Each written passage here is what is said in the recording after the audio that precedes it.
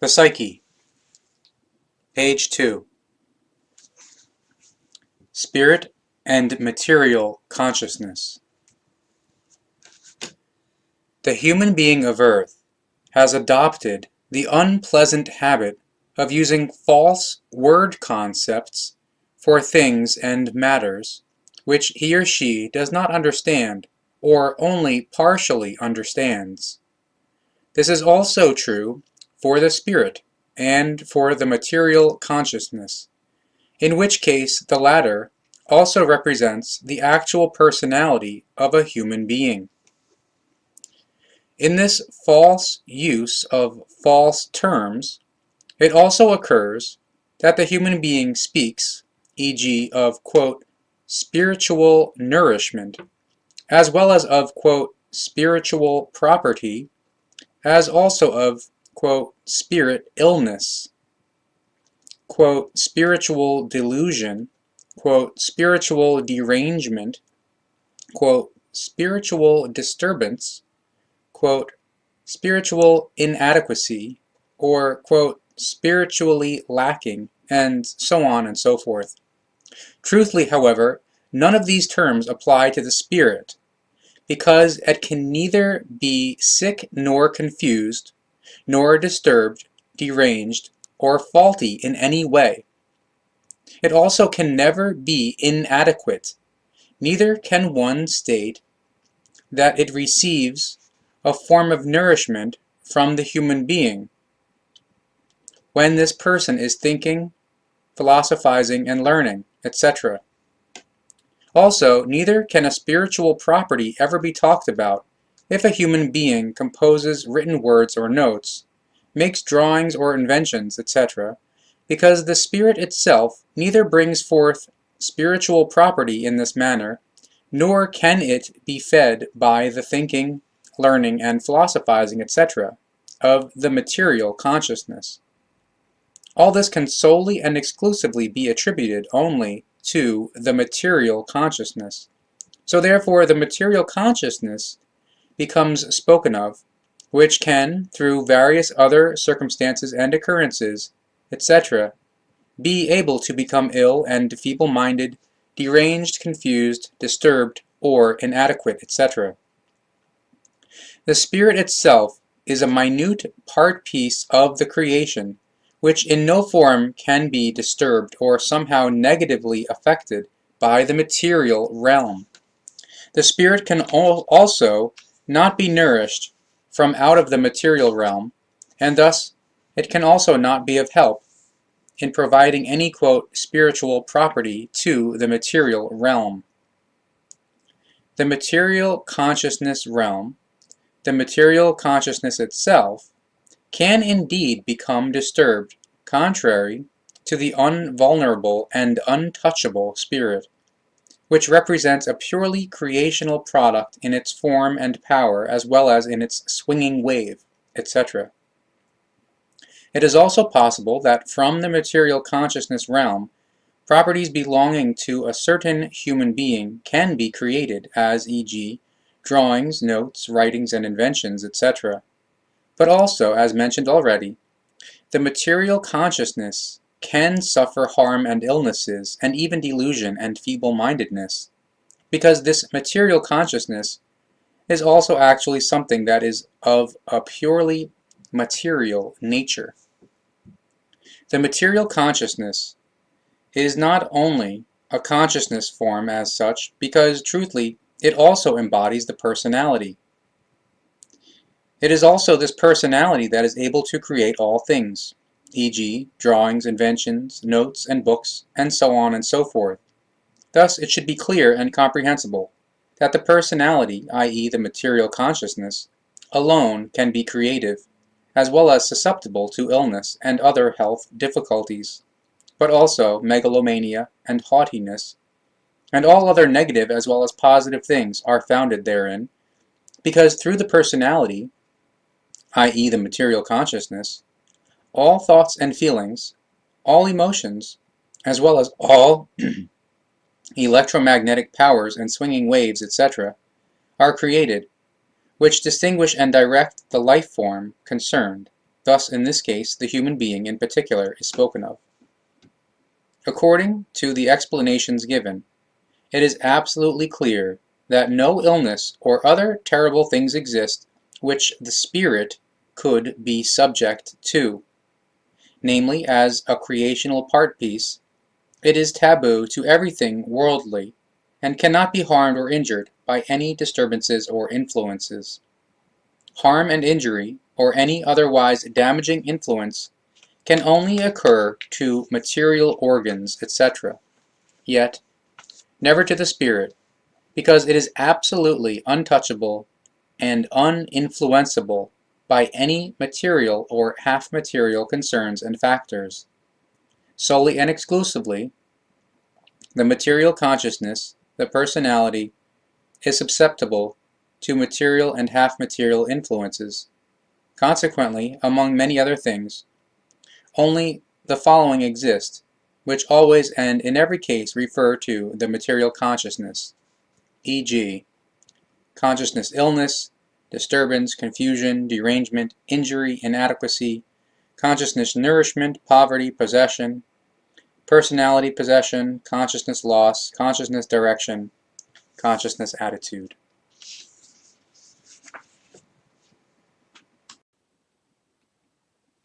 Page 200.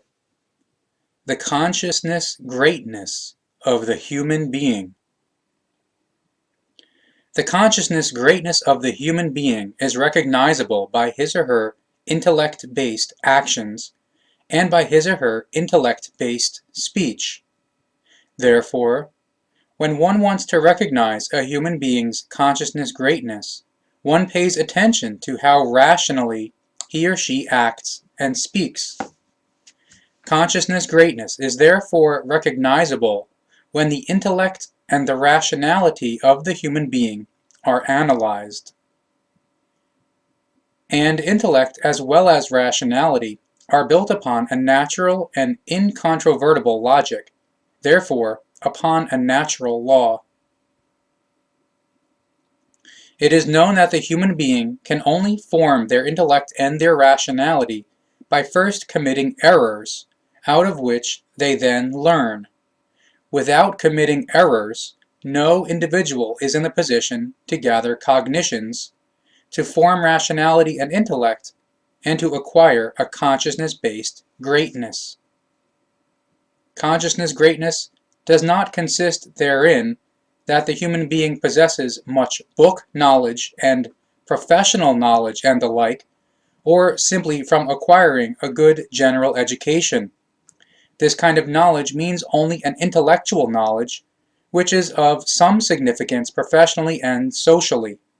It is therefore a pattern knowledge, which is thereto only useful to be able to hold one's own professionally and socially. But this knowledge is only of significance for the consciousness greatness insofar as it can be useful as a lesson. But unfortunately, it is so, however, that intellectual human beings, or those regarding themselves as such, do not know what to do with this teaching material and quite simply atrophy in a consciousness-based manner. However, human beings who are great in a consciousness-based manner have recognized that intellectual knowledge can really only be valued professionally and socially, whereas effective consciousness-based knowledge, however, elevates the life potential and allows the human being to live rightly in a creational manner. Consciousness greatness means recognition and acknowledgement of the creational laws and secrets, their abidance and evaluation. This recognition, however, remains reserved only for a conscious and consciousness-based thinking human being. A human being who is small in a consciousness-based manner, however, is in no wise able to initiate anything with this recognition. That this is really so, one recognizes from the following precis. The human being must commit errors, thus he or she can learn from them, and he or she never again commits the same errors. As a rule, the fallible one is also willing to draw a lesson from the error made and to never again commit the same error. However, now along comes the dear neighbor or someone else and reproaches the human being in question for the committed error, although his or her error has already been acknowledged as a lesson. As a result, the lesson becomes inconstant again, or destroyed, because when something good is rebuked, then it is unable to further trigger any positive reaction in the human being, because inevitably doubts arise. A recognized and eliminated error must therefore be acknowledged and may never be, quote, rehashed again and appear as a, quote, reminder, remonstrance, or reproach, like the, quote, threshing of the old straw. But if this is done anyway, then it corresponds to an irresponsible irrationality and, likewise, an unintellect, which is only to be found in consciousness-based smallness and consciousness-based unknowledge. How irrational and dumb in consciousness the various authorities in general behave in this regard can be recognized by their work methods, especially by the police and the courts. If a human being is delinquent once, thus this is grounds enough to reproach and judge him or her accordingly with this offense, again and again, for every little thing for their whole life. Therefore, what once was cannot be forgotten, through which the human being is forced into an aggressive attitude. From this results that various laws, seen purely psychologically, are devoid of any logic and were quite obviously drawn up and implemented by rather dumb human beings.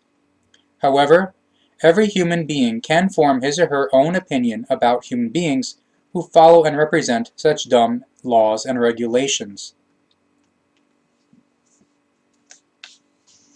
The fact is that the behavior of the, quote, threshing of old straw not only bears witness to the dumbness of the particular human being to the highest degree, but seen purely psychologically, it represents an absolute idiocy and drives the human being into opposition and aggressiveness, and furthers the volition against drawing a lesson from an error. If legislations and their executors, or executors, were rational and comprehending enough to recognize this fact and to act accordingly, then the world would have to suffer less from relapsing criminals. However, through the dumb behavior of legislators, the logic and the consciousness wisdom no longer come into play, and a misstepping human being is compelled into the criminality. In this regard, the only right way to bring this about is via the consciousness rationality and the consciousness intellect, thus via the consciousness wisdom. The logical result of this would be that a one-time misstepping human being be instructed of his or her error and, if necessary, be punished, and that then, however, everything should be forgotten and never be brought to light again, not even if another new error is committed. However, that errors become, quote, threshed like old straw again and again and are even reflected in registries surpasses the pinnacle of a primitive dumbness. But it also bears witness to it that the human being, until now, despite all his or her drivel about freedom, in no wise lives in freedom, but is the slave to human and false to nature laws. A human being is only then able to achieve consciousness greatness when he or she strives for the sense of the life, but never when he or she thinks and acts egocentrically in his or her selfishness, and stubbornly lives by false clauses and false regulations. Such a human being is not able to be a human being, but only a stereotype without sense and purpose and fulfillment. But when the human being recognizes the sense of the life, then he or she also recognizes the laws of the creation and follows them. However, to follow them means to empfinden true, honest, and creational love, and to show oneself as a human being, and to give love. However, love is not a term, but a recognition and a feeling resulting from it, a feeling which is offered to every human being who is worthy of it. But love is also a tremendous might, which makes the life viable, exactly as hate is able to kill. The greater the consciousness of the human being is, in the knowledge and in the wisdom, the greater his or her creational love will be towards everything and everybody, a love which one must designate as universal love, for want of another term. But in reality, it is the primal Gewalt of the creation which first makes the life possible. The creation itself clothes itself in a word of age-old terminology, Om, spelled O-M. Om is the basic foundation of the life, of the might, of the being. And in Om, the human being fulfills his or her mission, which has not only purely cosmic, rather all-universal significance. By following this cognition, the normal thinking human being cannot possibly do otherwise than to adjust his or her consciousness and his or her spirit in this direction and to follow the creational laws. But if he or she does not do this, if he or she refuses or ridicules this truth of the wisdom, then he or she lives only a semblance of the life as a human being, while within, he or she is hollow and empty and unknowing. The result of this is that the human being, without the creation and without its universal love, indeed, is an individual created by it, who, however, in his or her foolishness,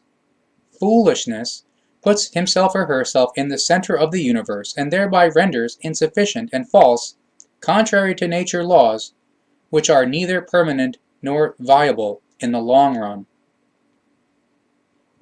The creational laws of the nature, however, have everlasting permanence and also do not allow themselves to be changed by the human beings. That this is so is proven by the fact that laws, drawn up by human beings, need a constant renewal and must be continuously adjusted to the current times. Only a dumb human being can still claim that human laws are logical and good for all times. The creational natural laws, on the other hand, are the ultimate perfection of the creation down to the smallest detail. And would the human being follow them, then the nature would be serving him or her, and it would be sheer peace on earth. But since the human being does not act so, consequently, misery, hardship, and war, criminality and hate, and discord rule. Great in consciousness is the human being who recognizes and acknowledges the laws of the creation. So he or she therefore lives according to them, and correspondingly places his or her life parallel to his or her mission.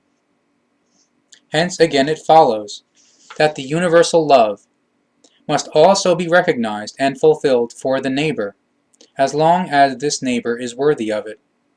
Since this is the case, it must occur under all circumstances, even if hardship arises from it.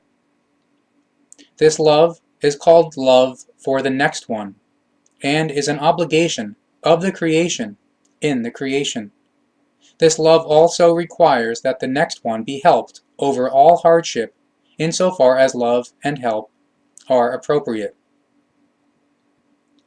The greater the consciousness becomes, which means the more knowing and wiser, the greater and more intensive becomes the recognition and the feeling of the all-embracing love. It follows that the human being becomes happy when he or she can give their honest love to someone, or when he or she may give help to someone. Any equivalent values of any kind are thereby not asked for, and also not hoped for, because the feeling of the love to be given away is truly reward enough.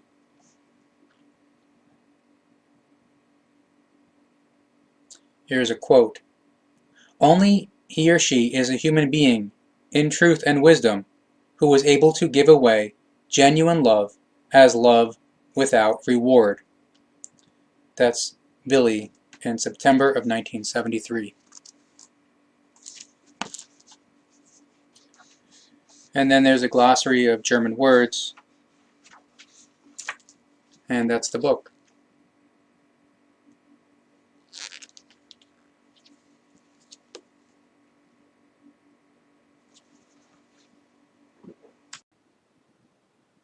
Page 24. Feelings, together with the material consciousness, and thus with the personality, represent the block and factor of mentality. And as in the mentality block, there are also uncountable factors in the feelings that result in the form of the feelings. Thus, the feelings not only appear, e.g., as joy, vexation, and sorrow, but also as horror, rage, concern, surprise, love, and hatred, sympathy and antipathy, aggression, antisociality, bloodthirstiness, criminal tendency, industriousness or unindustriousness, religious tendency or truth tendency, phobias or hopes, and so on and so forth. And in whichever forms the feelings are generated or assorted, they are always evolution dependent, even if the feelings are primal and unavoidable. The less advanced the human being is in his or her evolution, the more uncontrolledly they react towards their thoughts and feelings, and thus also their emotions. But if a human being lives in a higher evolution, then he or she also strives to better control their feelings, and to form them according to their higher evolution, and to live them out, through which, together with the material consciousness, his or her mentality is also imprinted. That comes to the expression as consciousness imprinting, and thus also as personality. From the teaching about the feelings, it follows that these cannot be described only as subjective states of excitement of varying thematic and changing intensity, which each time are more or less accompanied by pleasure or unpleasure, but that it involves impulsations that show an enormous range of forms of expression and accompanying forms, which are very difficult to comprehend in their entirety, and cannot be so simply tritely dismissed as pleasure and unpleasure. Thus, as well, there are not only a few basic factors given from which the feelings should result, as the scientists researching these phenomena presume, but actually uncountable numbers. Furthermore, it also has to be pointed out, again and again, that the feelings are not simply and fundamentally born out of one single factor, because, truthfully, these emerge forth from several and various factors. Pure psychic processes are both the origins of feelings and also material consciousness-based processes. Yet, in the feeling origination and feeling formation, genetic codings also enter into the realm of the feeling origin, which are practically created as a process of the biological evolution. But thinking and the powers of the material consciousness are also an origin, as well as the Empfindung block, by which the feeling world in the half-material psyche realm is influenced and co-formed out of the spirit realm. Thus, for the development and formation of feelings, not only one single block of psychic or physical, spiritual, or material consciousness-based nature is accountable and responsible, but rather several. Since the physical body, as mentioned repeatedly already, also plays a very important role in regard to the feelings and their origination and form, it should be self-evident to know that the change of the pulse and breathing frequency, as well as the volume and the condition of single organs and groups of organs, and the entire range of motor functions of the body play very important roles. Feelings are perpetuating energies and impulsations that color the personal living experience of the human being. They can occur as temporary and more body-related feeling conditions, thus e.g. tension, ease or unease, weakness, tiredness, fear, anxiety, insecurity or worry, etc., or as those feeling forms expressed as sadness or cheerfulness, happiness or sorrowfulness, or as enthusiasm, etc. Under the influence of specific stimuli, occurrences, and influences, the feelings become diffuse under certain conditions, and indeed in a form that can be very actual and also extremely present. This form of the feeling impulsations can become extremely dangerous to an unstable human being, as it can extend to the formation of the wish or of the delusion for suicide. Such feelings can as well pertain to the present as also the past or the future, and they can ausarten to such a degree that consequently emotive actions result, which could be as multifarious in nature as there is sand by the sea.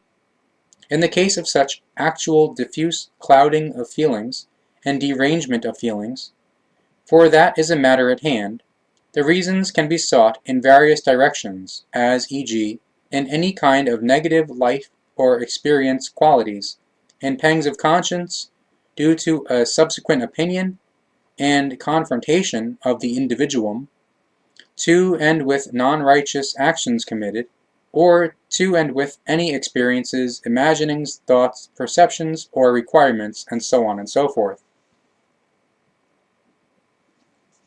As already repeatedly explained, the feelings exhibit extremely diverse forms, stretching from those of moral feeling to the inner sense feeling for good and bad, up to the aesthetic feeling, love or hate feeling, and knowledge or belief feeling. The multitude of the feelings therewith makes the human life form into a unique individual, to whom no feeling-based and Empfindung-based secrets remain hidden and unclear, if they strive through their intellect and through their rationality, as well as through their entire ratio, and the truth, the knowledge, the wisdom, and the logic, to fathom and comprehend, to understand and control the entire block of the feelings, with all its forms and impulsations. Ratio. The human being has something in his or her spirit consciousness and in his or her material consciousness that fundamentally first makes them into the human being.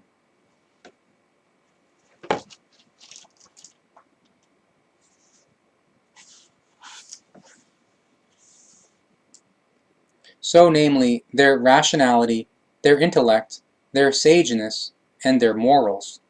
All these factors together one names ratio.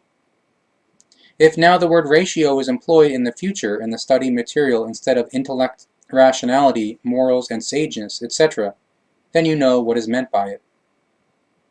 Therefore, the factor ratio is not only to be found in the spirit, but even also in the material area of the consciousness form. The main task of the ratio embodies itself in remedying damaging arising ideas, so they cannot reach into the focus of the attention.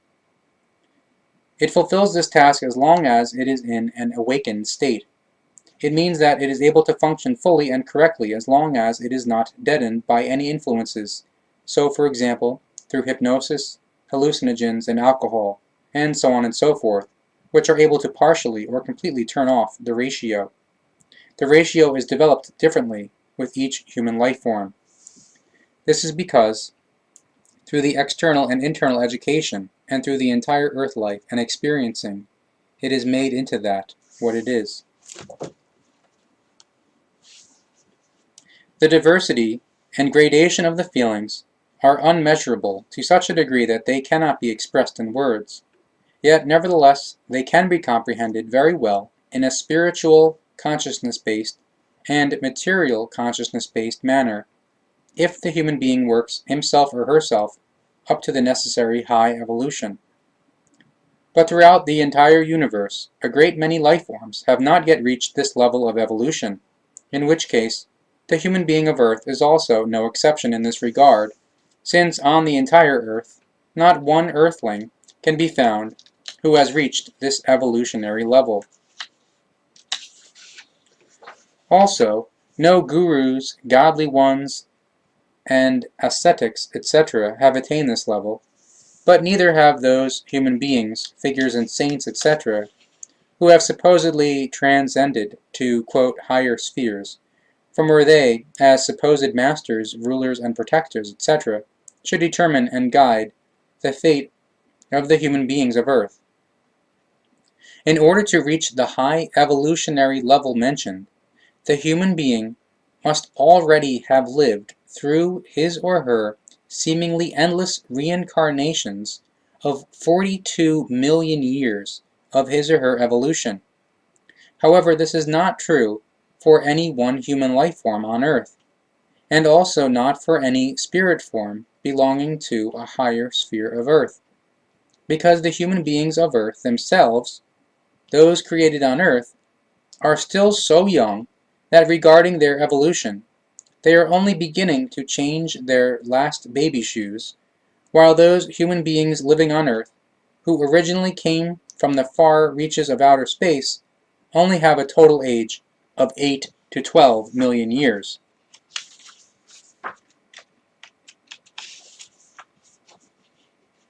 Therefore, the human being of Earth is not yet in a position to comprehend all nuances and forms of the feeling, and so these will remain inaccessible to the human beings for still a very long time. When the human being of Earth will be able to do so, then he or she will have already long left Earth and will be living somewhere on different planets, because the blue planet will not exist for as long as the human being needs for his or her evolution, in order to be able to, one day, enter into the spirit realm. In regard to the feelings, it also still needs to be explained that these also demonstrate cultural and social origins, in which case, depending on the human being, certain feelings can appear more often, which is determined by the individual desires of the respective individuum. Thus it becomes comprehensible that feelings are also molded and brought to life, as e.g., through the ages and the spirit of the times, through the cultures and the social classes, through occupations, cosmic occurrences, literature, collective views, and dreams, etc.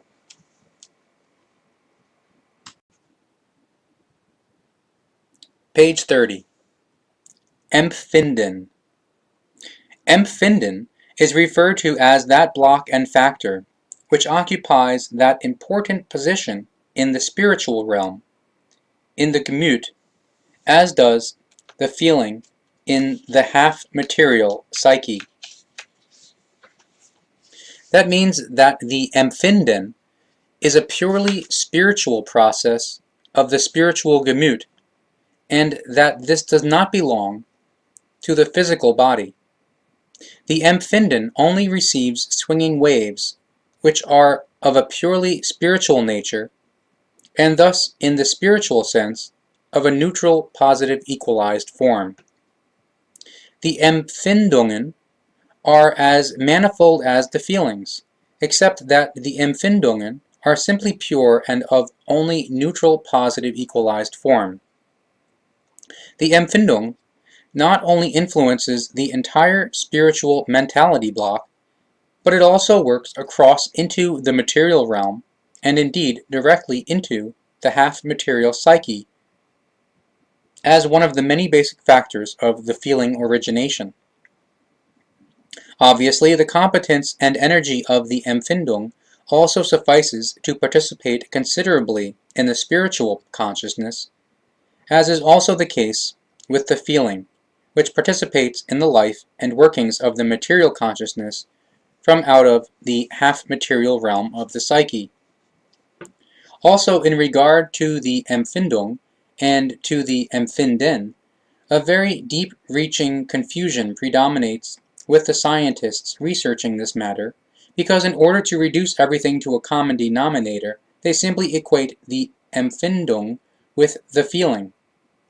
It is a confusion beyond compare, when one considers that Empfindungen can solely and exclusively occur in the spiritual realm, thus in the spirit Gemüt, and from there goes forth out of the Gemüt to function, by which to first influence the half-material realm of the psyche and of the feeling, and naturally thereafter the material consciousness. In the material realm, the Empfindung comes to expression through the feeling in a very special form, namely as extremely intense Sensitivität.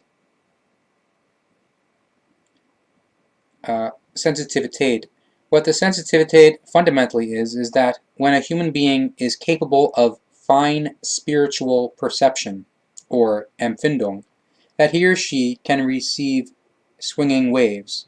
So it's sensitivity to the fine spiritual perception.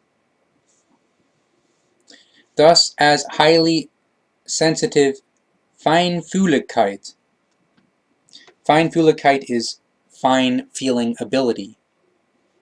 At the same time, this Sensitivität exhibits an enormous strength and results from the powers of the conveyed Empfindungen from the spirit realm.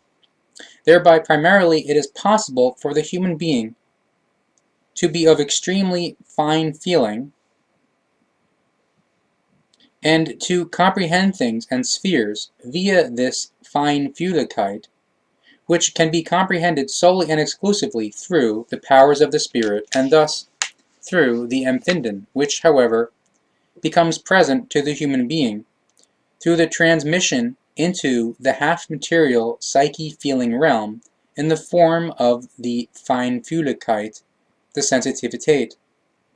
This Feinfühligkeit represents the highest possible fineness of the feeling in the half-material psyche-feeling realm, for which there is no further intensification possible in this form.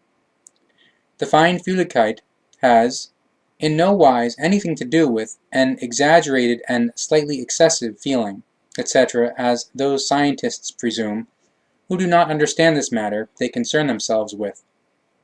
It also has nothing to do with the capability of the human being to react to outer stimuli, psychically, i.e., in a feeling-based manner. This factor, namely, is quite different, which belongs in the realm of the material and half-material perception realm, namely, the sense. Sense is referred to as that block and factor which, in the half-material realm of the psyche and the consciousness, receives, regulates, and brings the half-material as well as material perceptions into effect in the form that quite distinct feeling outbursts emerge, of which one can speak of as sensitized feeling swinging waves. In this capacity, the sense takes its shape predominantly in the form of the factor by which the entire material organism is conferred the capability of the stimuli reception, and thus the receptivity of the stimuli of the five senses: seeing, hearing, smelling, tasting, touching. In addition, the sense is also the capability of each perception of the psychic feeling-based realm, wherein the capability to perceive all matters and processes of the material consciousness is also included. The sense processes that which is perceived into different types of swinging waves, out of which arise distinct sense conditions, which mix with specific feelings, again from which emerge quite specific impressions and excitabilities, as well as directions, progressions, and goals, emotions, the so-called sixth sense, clairaudience, desires, visions, clairvoyance, and many other values or unvalues.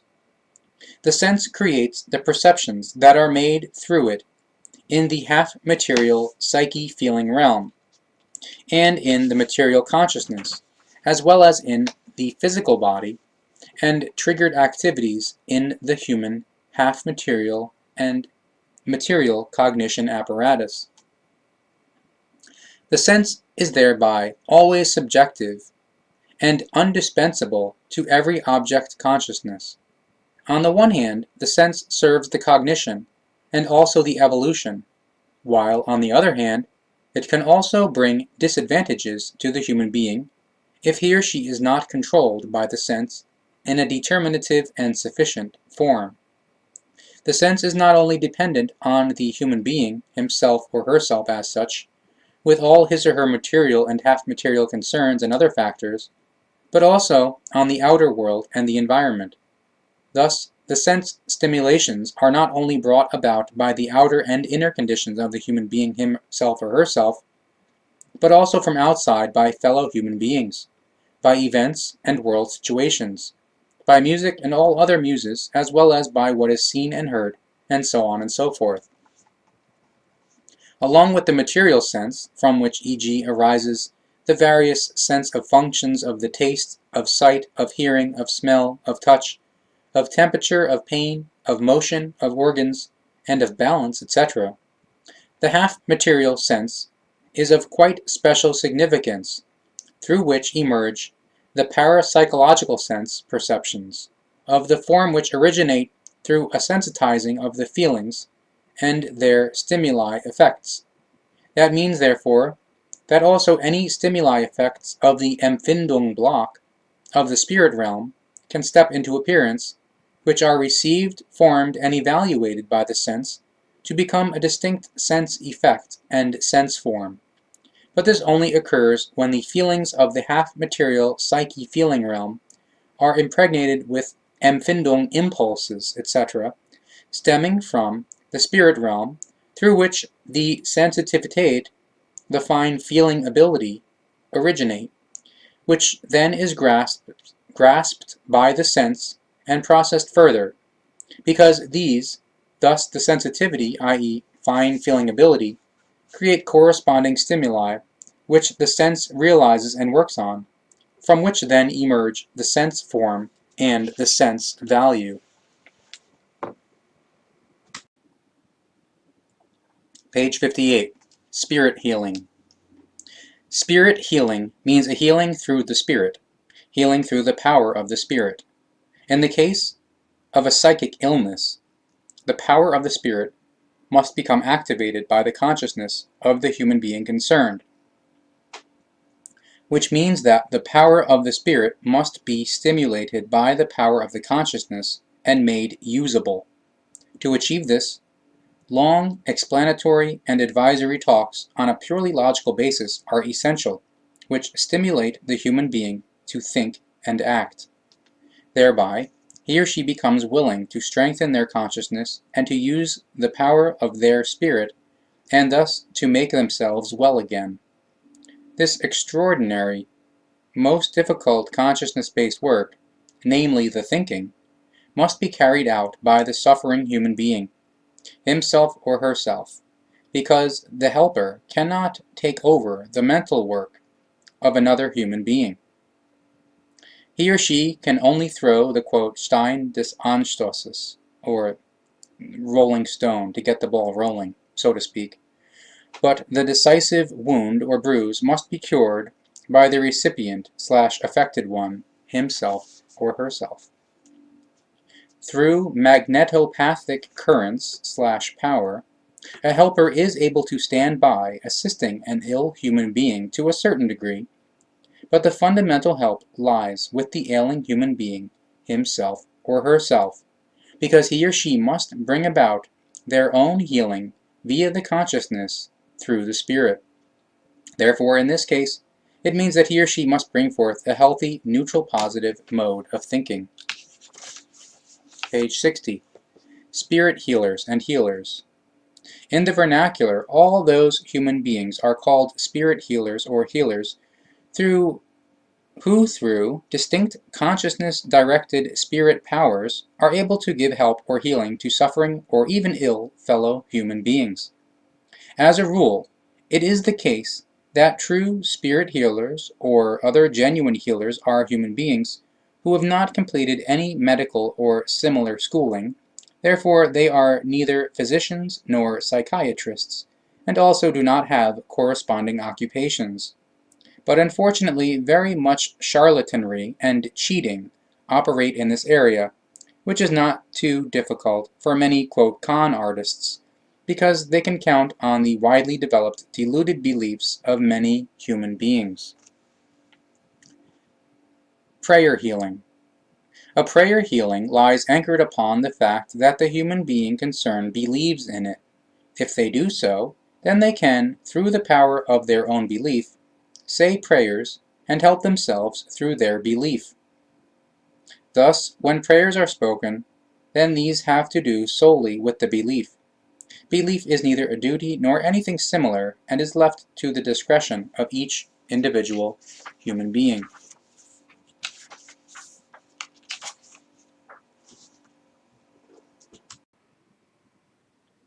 The Psyche, page 8, Mentality. Psyche, Gemüt, feeling, Empfindung, sense. The Earth human being is particularly expert at clothing matters into words and terms, which are inappropriate and completely false. As a rule, this happens due to a complete ununderstanding and the misinterpretation of the actual connections and the facts of reality. In particular, the mass of the blame is borne by the esoterics and parapsychologists, as well as other occultists of all eras, who twisted the matters of the teaching of the spirit and the material consciousness connections into endless false explanations and false teachings. Especially regarding the teaching of the spirit and of the material consciousness, etc., the most complicated and false connections were crafted and spread as irrational teachings, which have been preserved until today. Not least to blame are also the old occultists who conjured up and wrote down, in Sanskrit, their fantasy-drenched teachings about spirit and consciousness, and all the erroneous facts connected thereto. Consequently, these teachings are often confused, unreal, and incomprehensible to such a degree that one could think lunatics had had the audacity to explain things that were absolutely incomprehensible to them. This also applies to the concerns of the mentality as well as the psyche and the Gemüt. The Gemüt is the spiritual counterpart to the psyche, is referred to as that spiritual block and factor which, within the spirit body of a life form, in this case the human being, regulates and looks after the spirit consciousness-based feelings and the spirit consciousness-based thoughts in itself in a constant equalized form. Since time immemorial, the psyche and the Gemüt are presented as factors which in no wise correspond to the reality. The psyche, e.g., is described as, quote, soul, which supposedly continues to exist and function as a fine fluidal body after the death.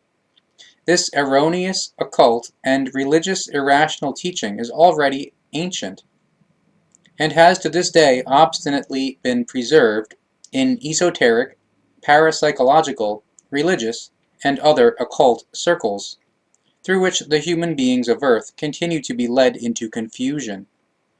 But as it appears in the case of the psyche quote, soul, fantasized by human beings who had no notion of the actual connections of the concerns of the spirit and the material consciousness, as well as their connecting factors. So it also happens with the Gemüt.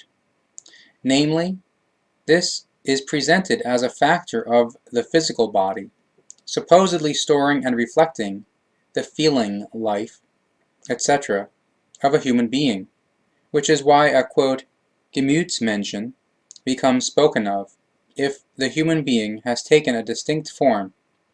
However, the Gemüt truthfully does not correspond to this explanation because it does not belong to the realm of the material body.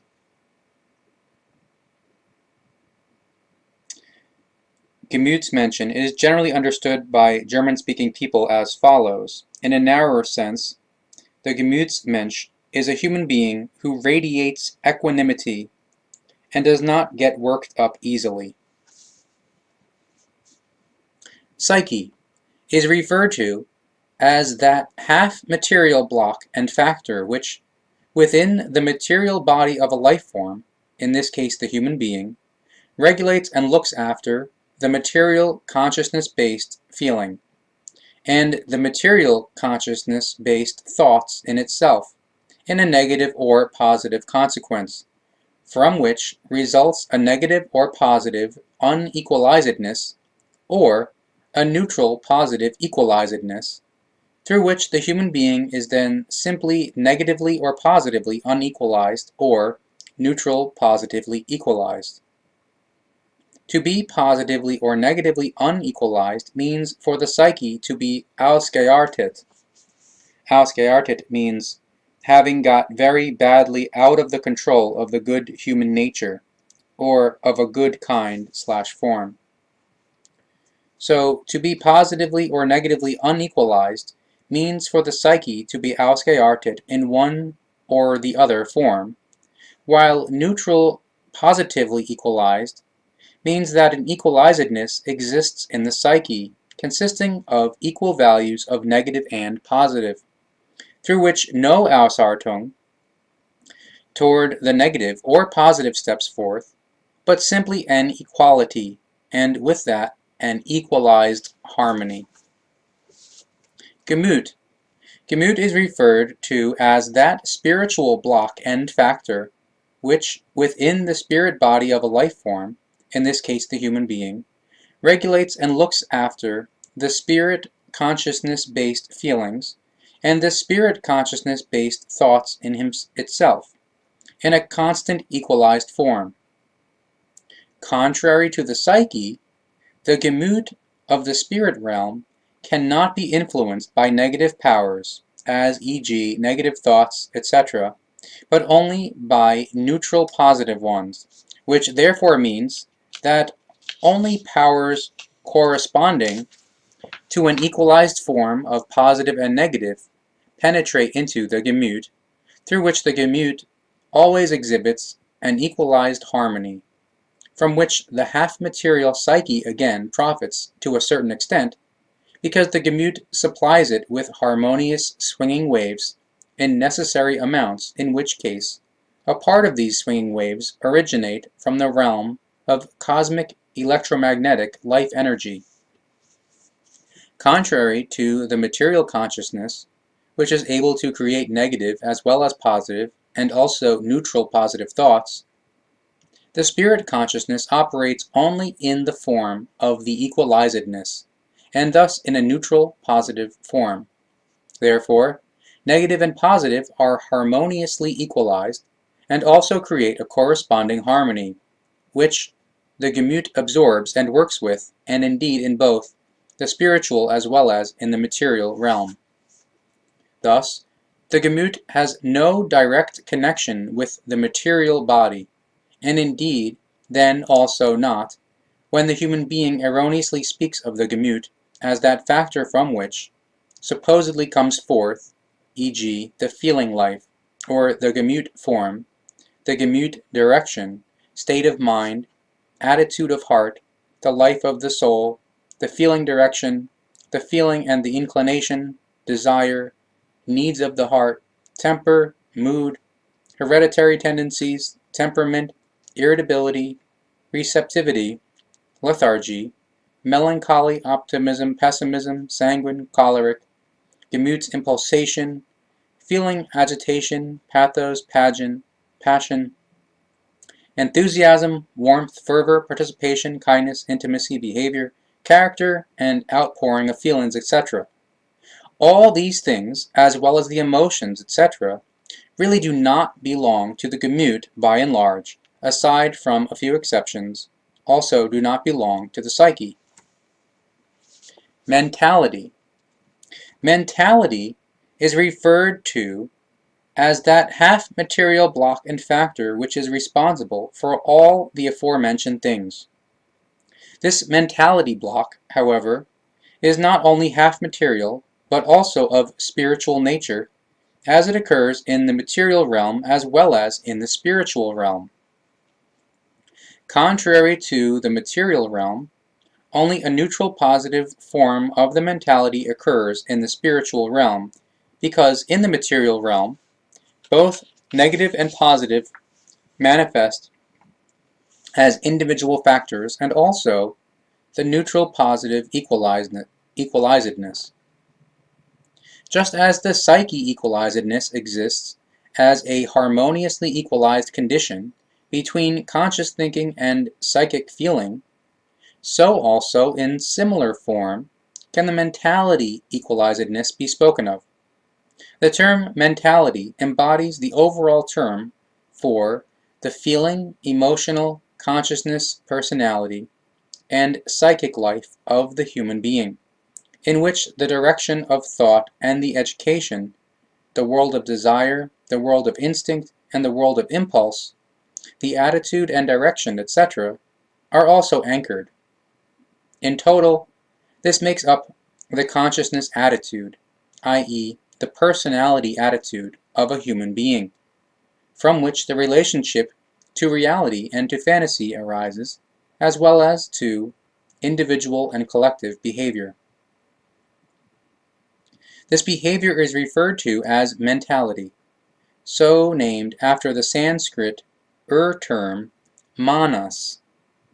Via the mentality, everything is brought to the expression which constitutes the actual inner nature of the human being, and therefore his or her consciousness, attitude, personality, as well as his or her psyche, e.g., emotions, behavior and wise, direction, consciousness feeling form, consciousness form, condition, love, hatred, fantasies, dreams, wishes, treatment of one's neighbor, attitude, psyche life, consciousness life, personality life,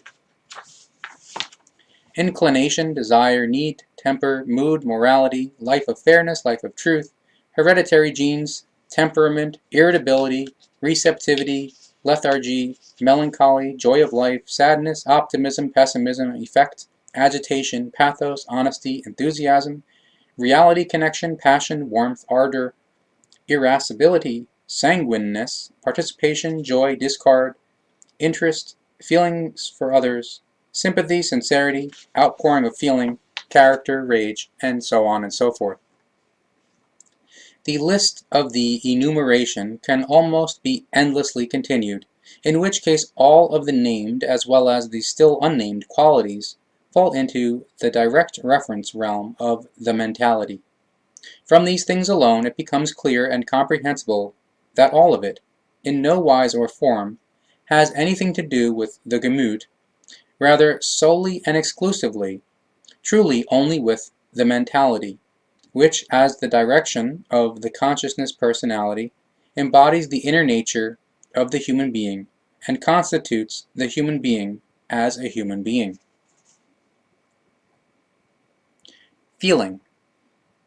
Feeling is referred to as that block and factor of the half-material psyche, which creates the feeling and conveys it to the consciousness. This factor contains in itself the entire palette of the feelings of a human being and every other life form is capable of. In which case, however, the level of evolution forms the most definitive guideline of how many and of which feelings the human being is capable. The entire block of all feelings and their possibilities encompasses vastly many more impulsations, etc., than are presently known to the human being. The evolution of the human beings of Earth is still too low that he or she could become conscious of all feeling-based impulsations, etc. The feeling bears no relationship to the feeling of touch of anything, body and objects, warmth and cold, etc., of physical form, as this feeling of touch is solely and exclusively of a purely material nature, whereas the feeling of the half-material psyche itself is a form of the half-material, as is also the case with the mentality block as well as with the Empfindungsblock. Empfindungs is fine spiritual perception.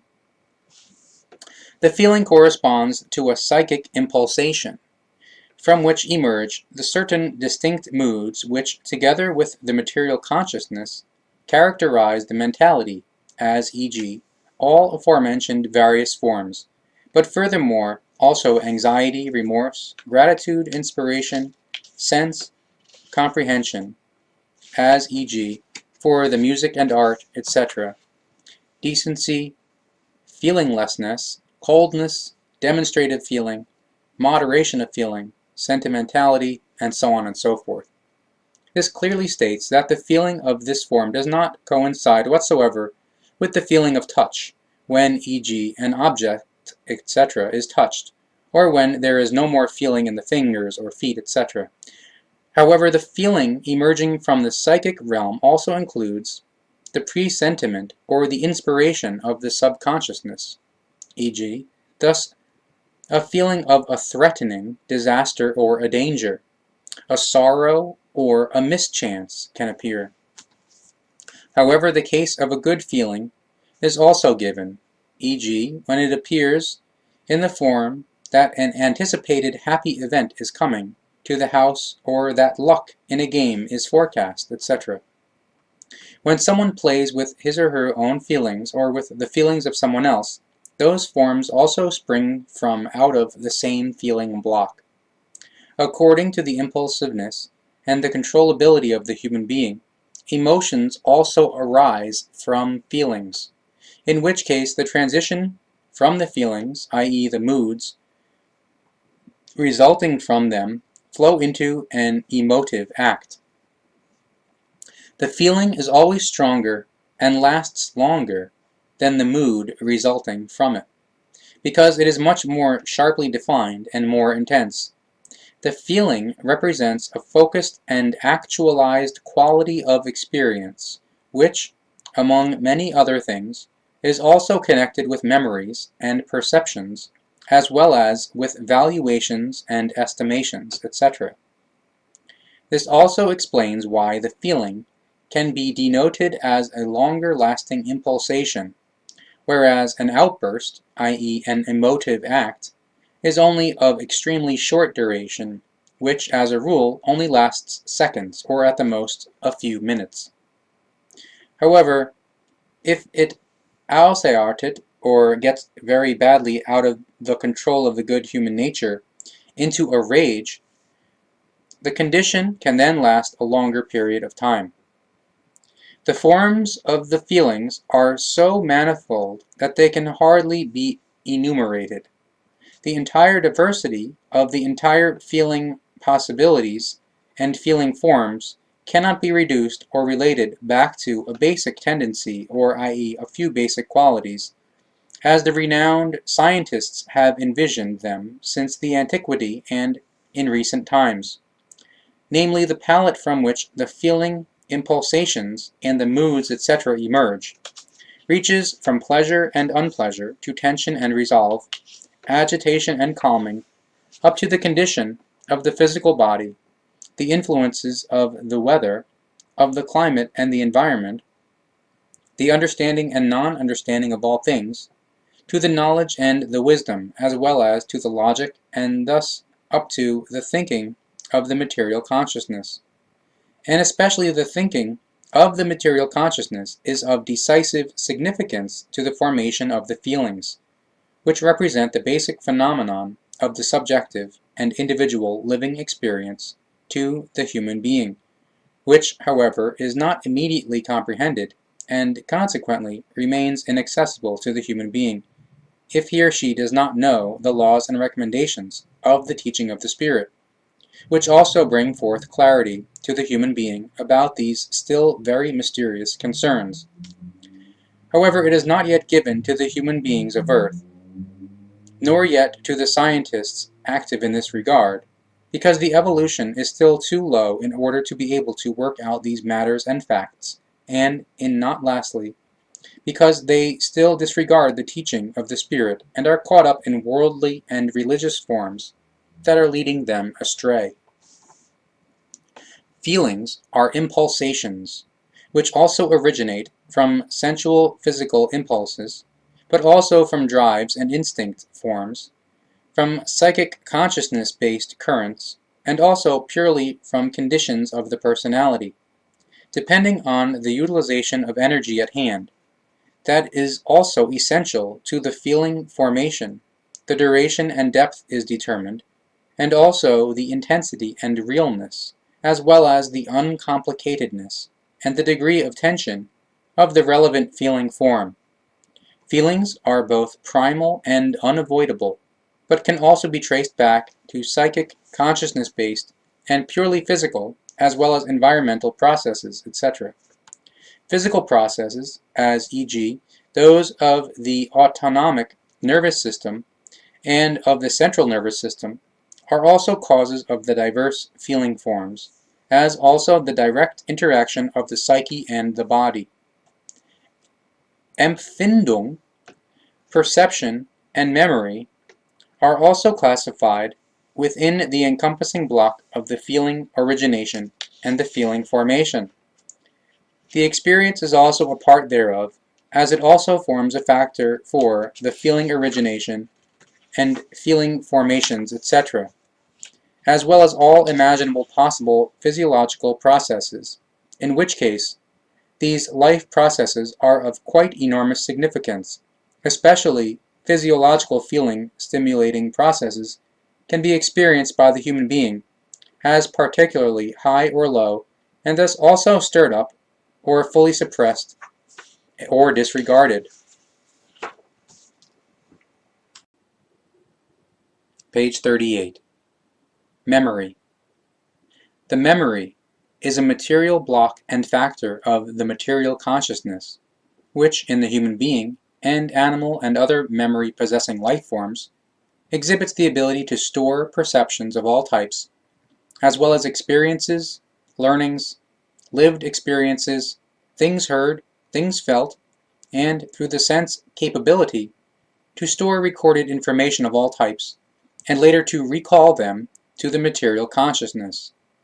Hence, the memory is able to recall all kinds of previously stored information according to the volition of the relevant life form, in which case the material consciousness represents that essential factor which, by corresponding impulses of recall to the memory, causes it to release the desired and therein stored information, which then reach the material consciousness directly from the memory and thus become conscious to the life form.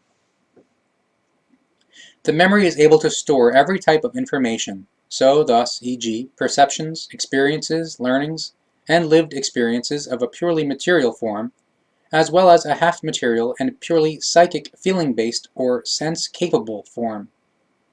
Also the Empfindung impulses, radiating out of the spiritual Empfinden to the half-material psyche feeling realm, are registered and stored in the memory through sensitivity, through which, e.g., for the human being, it is possible through the memory to accept Empfindungen from the spirit Empfindung realm into the material consciousness as well.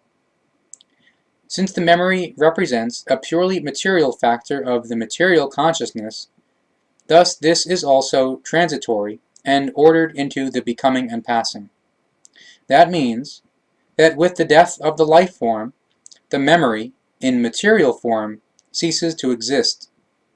This now means, however, that in no kind and wise the stored information would simply be extinguished as well, because this already becomes truthfully transmitted in impulse-based swinging wave form to the storage banks, parentheses, Akasha Chronic, i.e., at the same time as with the storage in the memory, through which it is practically reformed into eternal durability and permanence. In this way, it first becomes also possible that past life memories of any kind are reawakened in later lives, when, e.g., a human being has reincarnated and through their new body has a new and fresh memory at their disposal which they form anew during their life and therein store uncountable new information. It is to be greatly heeded that the memory, from the first day of life of a life form until its end, through material death, remains consistently highly efficient at all times and shows no detriment regarding the memory strength. However, if a memory dullness comes about, as is often the case with the human being, then this does not represent a dullness or a decline of the memory, but it is due solely and exclusively to the fact that the memory can no longer be addressed by the consciousness, because the material consciousness is simply crammed full with things and absurdities that prevent a communication with the memory. Thus the memory is practically obscured from the consciousness with rubbish and hardship, through which the reciprocal communication collapses. The reasons for the disturbance of communication and the prevention of communication by the material consciousness can have multifarious forms. However, they are always formed in such a manner as to prevent a connection with the memory. Deep sorrow or physical pain can also create a detrimental factor and disturb the communication between the consciousness and memory, as well as worry and sorrow, love and hatred, consciousness, confusion, psychic affliction and illness, consciousness-based slovenliness and wantonness, dependency, consciousness dullness through alcohol, drugs, medication and nicotine, and so on and so forth. Therefore, the memory itself can never be diminished in its own ability to perform, but in a case of memory weakness, the material consciousness always bears the blame, which is why the memory weakening factors have to be sought solely and exclusively in the material consciousness, which, with rubbish and hardship, etc., reduce or even totally prevent the communication with the memory. It is also not a factor of the memory that at the physical death of the life form, this would be left embedded in the spirit realm in order to become active again in the next incarnation. The memory of the material consciousness realm forms a material block and factor for itself, which is based on purely material principles and foundations, and is also valid for the material consciousness. Indeed, the spirit realm naturally exhibits a counterpart in the spiritual form, yet the two memory forms have nothing to do with one another, because they are ordered into their own consciousness forms and have no direct contact with one another. Therefore, the spiritual memory is solely and exclusively assigned to the spiritual consciousness, whereas the material memory belongs to the block of the material consciousness. This explains why the material consciousness therefore takes no journey to the beyond, and would be unable to do so, but that it actually also ceases to exist at the death of the physical body. As the memory is also provided with feelings, i.e. with its information, it follows that via the memory in each case, the present experiences also show characteristic shadings of feeling, which result in the so-called intentional aspect of the memory. Therefore, an earlier lived experience can be experienced again in a subsequent remembrance with exceedingly different and very manifold shadings of feeling. The memory is in itself to be seen as a triple factor that consists of an ultra-short-term memory, USTM, as well as the short-term memory, STM, and the long-term memory, LTM. These three memory forms can carry out three different functions, which can be described as follows. The ultra-short-term memory receives information which is retrievable up to approximately 20 seconds, after which it is, quote, put away, and as such becomes, quote, forgotten, which can be recalled again only with tremendous effort, and reach into the consciousness if this is still at all achievable. The short-term memory, as a rule, only stores information up to a maximum of about 2 hours, in which case, however, it should be heeded that the short-term memory can be negatively influenced by substances, through which this is practically blocked, and at the same time, no acceptance/transfer to the long-term memory takes place. Such substances come in multifarious forms, e.g., the antibiotic puromycin, which has the capacity to block the connecting or synthesis of the ribonucleic acid or RNA. The long-term memory receives all kinds of information which is stored throughout the entire life. The information reception from the short-term memory can, however, be restricted or prevented, as already explained, if certain substances come into play which block the protein synthesis. This, however, appears only at the transfer conveyance of information from the short-term memory to the long-term memory. Information of all kinds already stored in the long-term memory are not affected by it. Page 44. The memory is situated in the cerebrum.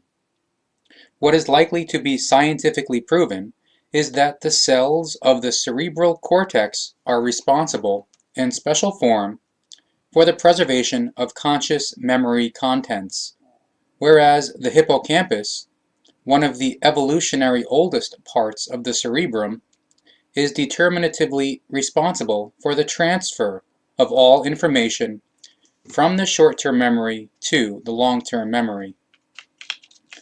If the hippocampus becomes injured or destroyed, then the reception and storage become gravely affected or even absolutely impossible. If one or several parts of the cerebral cortex, i.e., the surface area of the cerebrum, become injured or destroyed, then it is the case that the memory, due to the suffered injury, becomes hazier and more inaccurate, deficient, and erratic, or even entirely unusable. A case, however, that can never take place if no injury or destruction occurs to the surface area of the cerebrum. Otherwise, a memory dulling can only occur if the material consciousness sends out rubbish and hardship, through which the communication with the memory can no longer occur, as previously explained.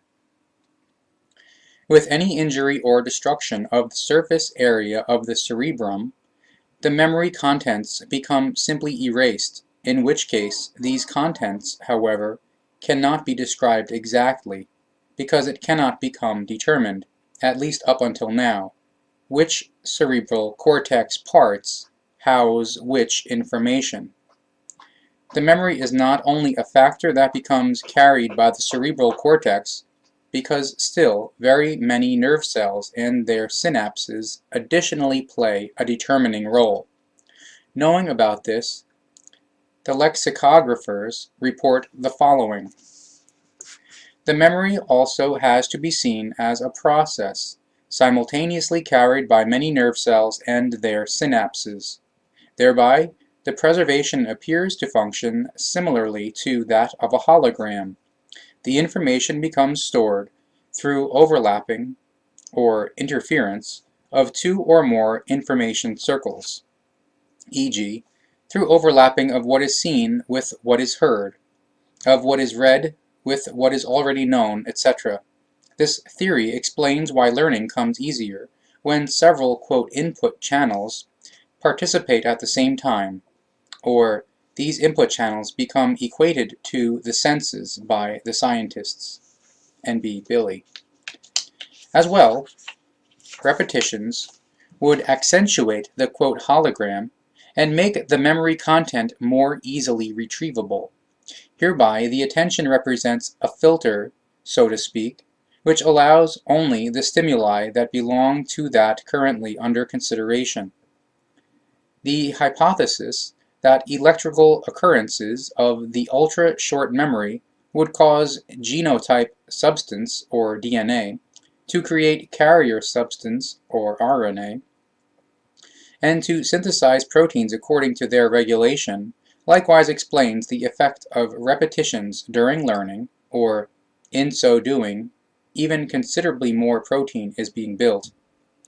However, at the same time, it explains that specific behavior and also memory content can be bequeathed by the DNA.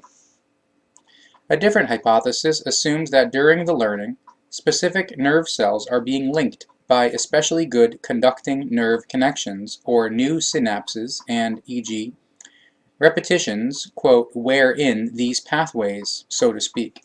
In any case, memory contents leave traces in the brain, or engrams. The process running contrary to the memory is the forgetting.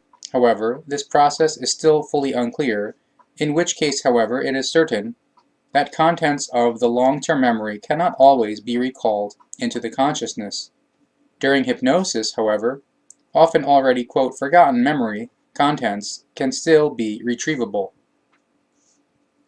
This is the extent that the lexicographers have also precisely pointed out that the present-day science still has very many things to fathom, and many secrets have not yet come to the fore.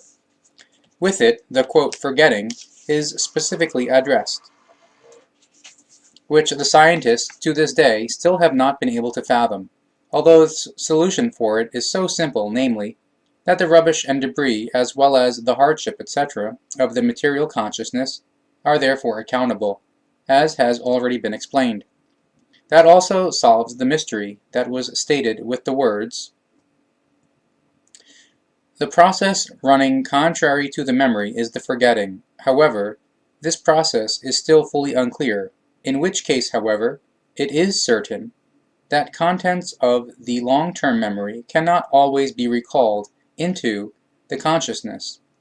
During hypnosis, however, often already, quote, forgotten memory contents can still be retrievable. Hence, the, quote, forgotten, contrary to any negating theory that this simply remains, quote, forgotten, is therefore yet still retrievable. That means that what was once, quote, forgotten will or can become released again from the memory as remembrance to the consciousness if distinct circumstances occur. The solution for this is quite simple. If the debris, the hardship and the rubbish, and everything else burdening the material consciousness becomes removed, destroyed, and eliminated from it, then the communication between the material consciousness and the memory also functions again, and indeed to the degree to which the consciousness has become freed of its burden and hindrance. If the consciousness is no longer burdened by rubbish, poison, debris, and hardship, or by other terrible things, like sorrow and worry, as well as other things, then it can again communicate with the memory, which then also practically, automatically, again releases, quote, the already long forgotten.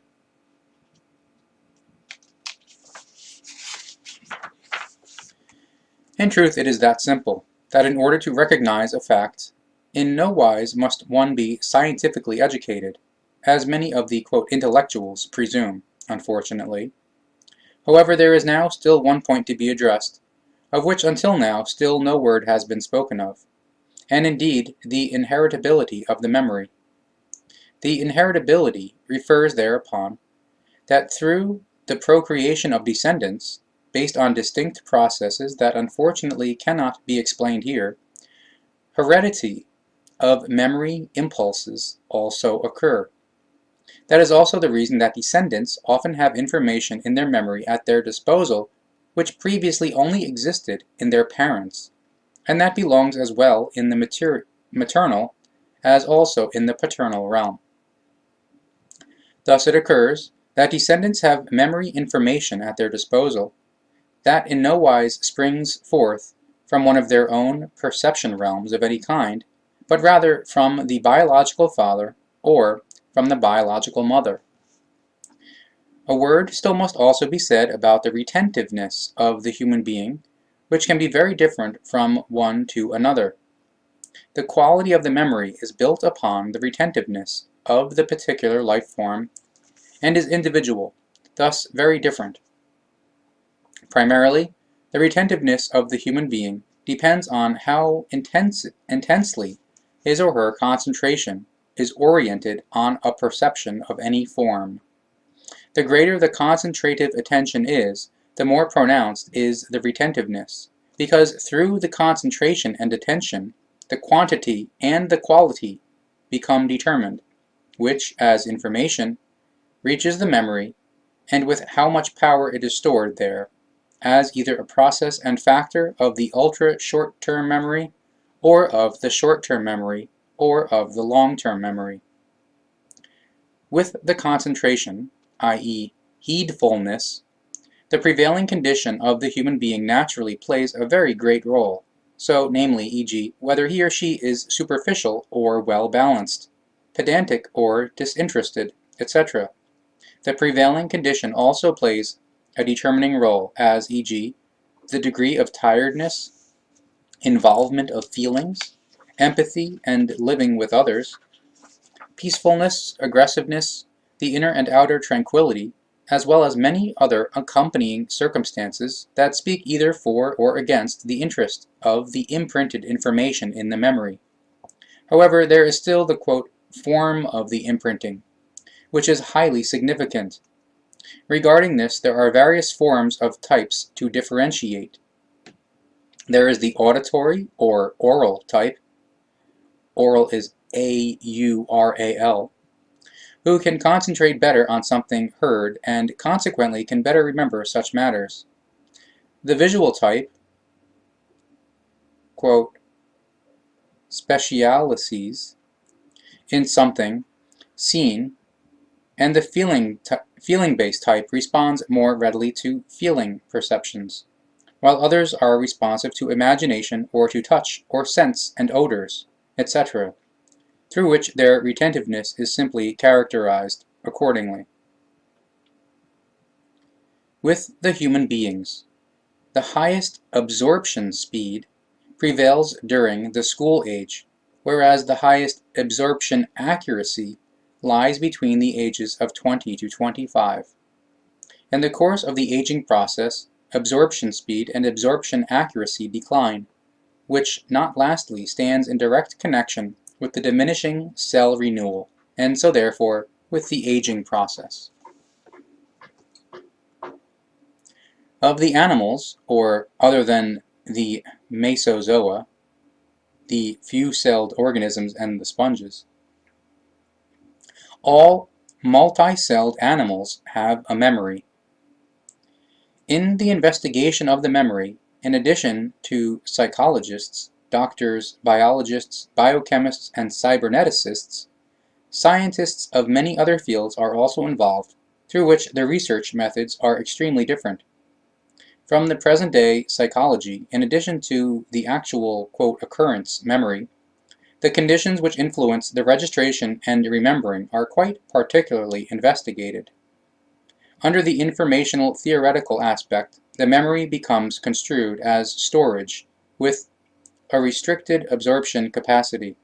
In this form, it should work as a selector, or choosing of the perceived and learned, and as a modifier, or changing the contents according to subjective as well as structural principles. When it is stated that the quality of the memory is built upon the retentiveness of a particular life form, then this retentiveness is not only shaped by how intensely the concentration is oriented on a perception of any kind, but rather the evolutionary level also, in determining form, plays an extremely important role. But that in turn means that rationality and intellect, as well as the entire ratio on the whole, are also evolved, that is, in lower or higher form. Again, the ratio is imprinted by the development state of the material consciousness, through which factors, therefore, are intertwined and connected with each other. Regarding the retentiveness, and therefore the quality of the memory, it becomes clear and comprehensible that a life form with a lower evolutionary level exhibits a lesser capability for the memory storage than is the case with a higher evolutionary individual. A human being with a lesser total evolution is therefore not able to make use of and display the same high memory qualities as is the case for a human being which lives on a high evolutionary level.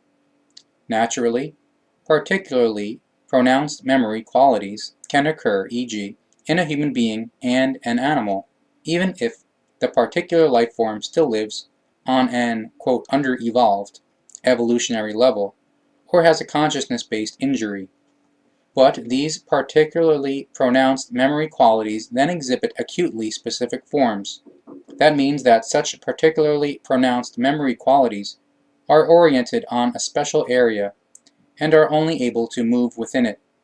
Thereby it can happen that a consciousness-injured or a consciousness-based, still lacking human being exhibits a perfect photographic memory, or is a mathematical genius beyond compare, with whom no computer can compete. The basis for this fact is that the life form concerned, despite his or her consciousness-based handicap, limitation, injury, or underdevelopment, etc., has still highly evolved in a consciousness-based manner in a specialized area, perhaps simply much higher than normal, which is why everything else was unfavorably influenced, through which the total evolution had to suffer and be hindered because of it. Page 78. Massaging the soles of the feet. Physical well-being. The presented teaching is not only meant for the ill human beings, but also for all others who want to acquire a right mode of life, which lies in the basic laws of nature. To this also belongs the massage of the reflex zones of the soles of the feet, as is indicated in the following diagram.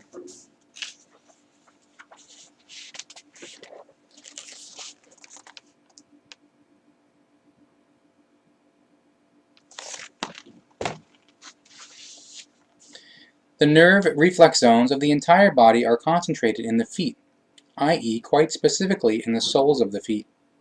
Thus, very many afflictions can in effect be healed, eliminated, or at least quite tremendously alleviated by an appropriate massage of the soles of the feet, a fact which was already well known by the old Chinese and other ancient peoples. Therefore it is also only comprehensible that very many human beings who do not have sufficient foot exercise / natural massage, or walking barefoot in the natural surroundings, are befallen by all possible afflictions, and must even take into account severe psychic damage.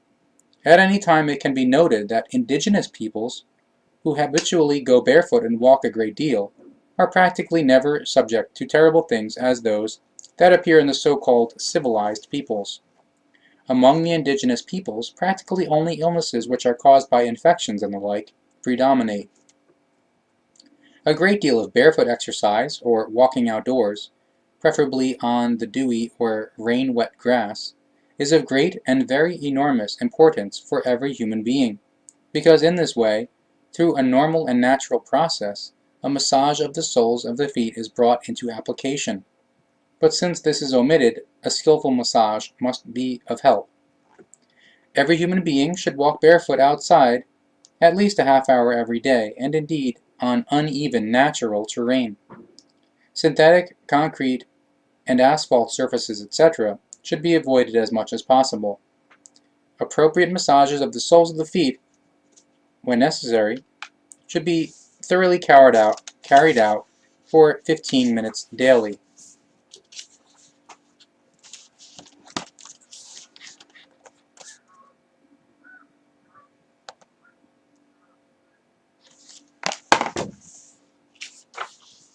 At the same time, care should be taken that the zones concerned are rightly and thoroughly kneaded, which can be very painful.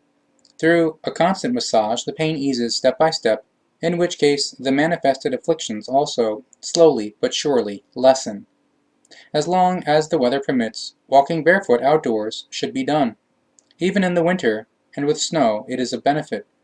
If the weather outdoors no longer permits, then walking barefoot can be transferred indoors. For this purpose, the industry has produced a walking surface, which is very well suited for this necessary part of the healthcare and is already very popular. The assumption is false that heavy shoes with thick soles are health-promoting and good for the feet. They are just good enough to perform certain functions or to carry out special activities. Other than that, however, only very light shoes with quite thin soles, or through which practically every small pebble is felt, are of real benefit. For walking and hiking on flat ground, only thin and lightweight footwear and thin, soft soles and flat or low heels is recommended, even if various know-it-alls are of a different opinion. The author of this text has hiked about 250,000 kilometers in 43 countries over a span of 15 years.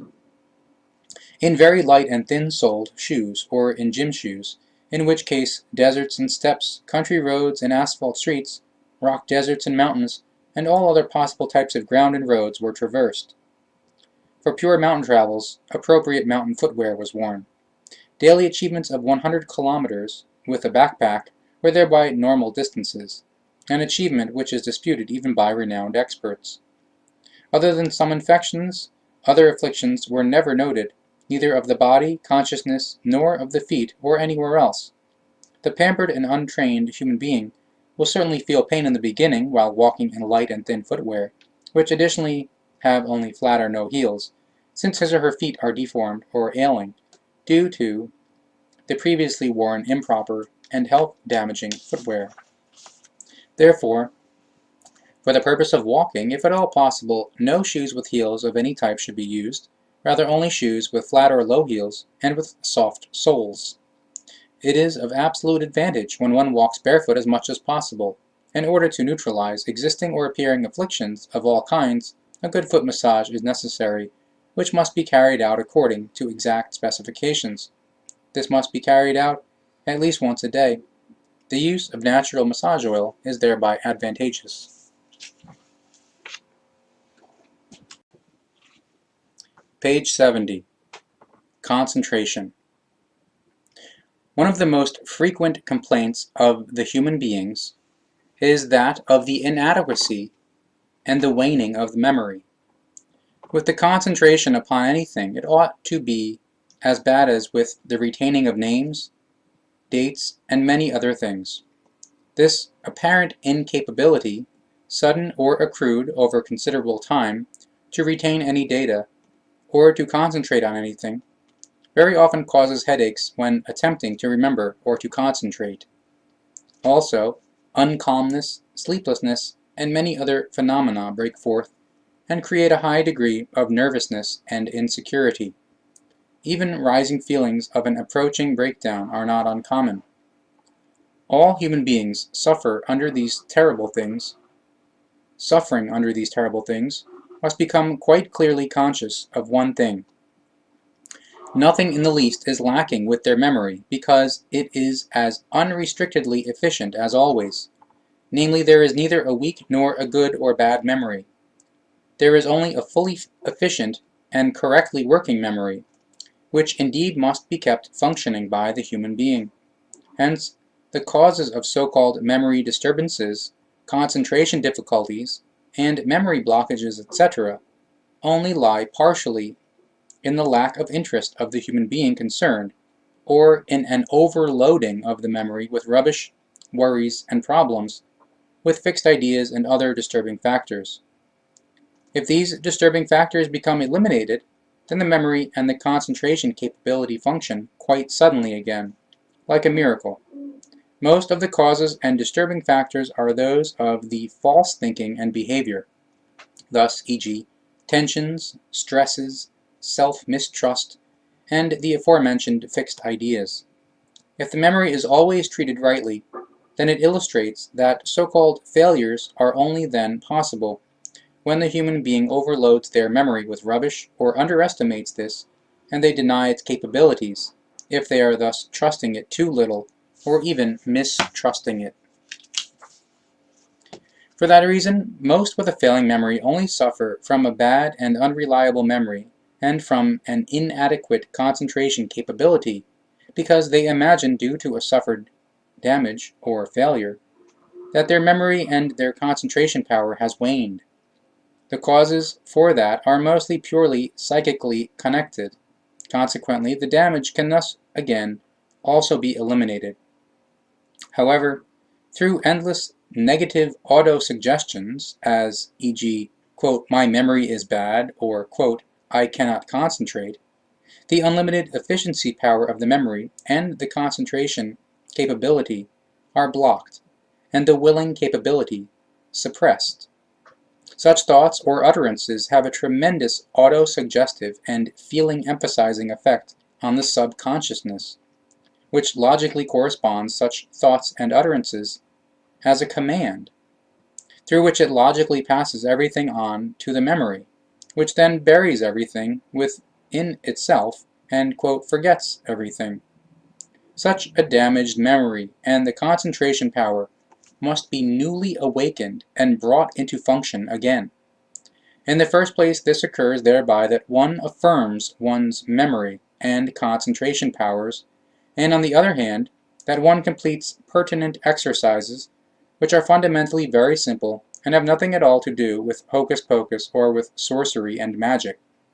There are very many and varied concentration exercises, so therefore, only a few can be mentioned here.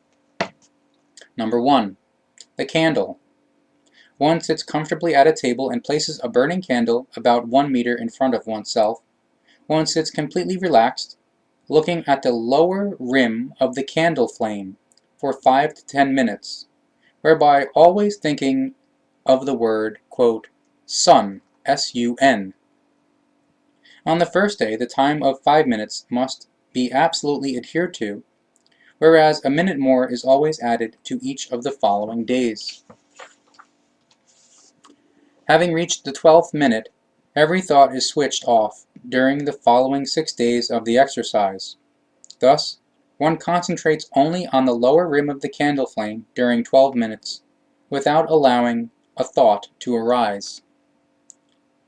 After these additional 6 days, the 12 minutes are increased to 15, and while one gazes at the lower rim of the candle flame, one thinks about a red or a golden rose, which one observes and considers and gets acquainted with in one's imagination.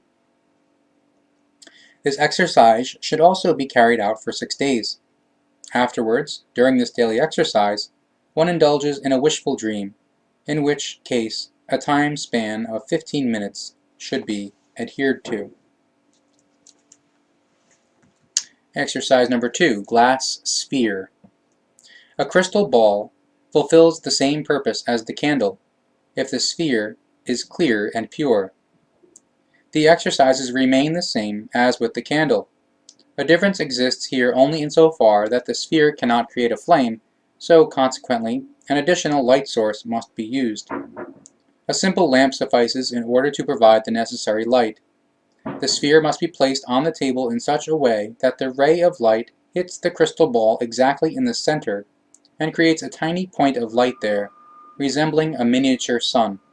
The tiny sun then serves as the concentration point. Exercise number 3, crystal. For the above-mentioned concentration exercises, any crystals or precious stones may likewise be used. Thereby it is only necessary that a piercing light reflection is created, which is suitable as a concentration point. Exercise number 4, lines. A white sheet of paper is fastened to a wall, in the middle of which is drawn a 12 centimeter long thick stroke or a line. This line or stroke becomes divided in the middle and a 1 to 2 centimeter space is left blank.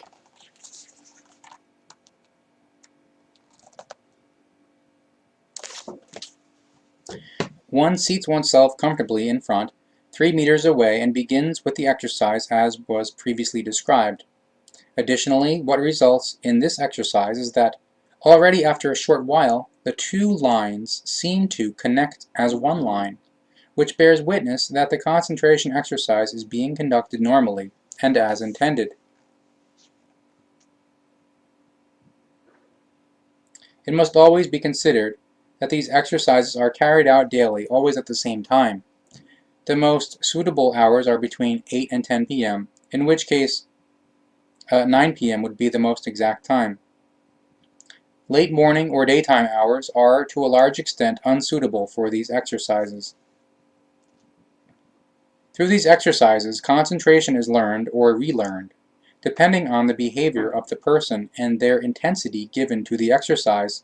The point of light of the candle, the glass sphere, or of the crystal, etc., with time transforms into a small sun and slowly becomes even larger, ever larger. The end result is that the sun expands so much until it becomes a radiating brightness and fills the entire field of vision, or periphery. Once this is attained, then each person can dwell in this particular sphere without any thoughts and be flooded with happy feelings, which are then able to preside over him or her for hours or days. The form and wise in which this happy feeling is created is called meditation.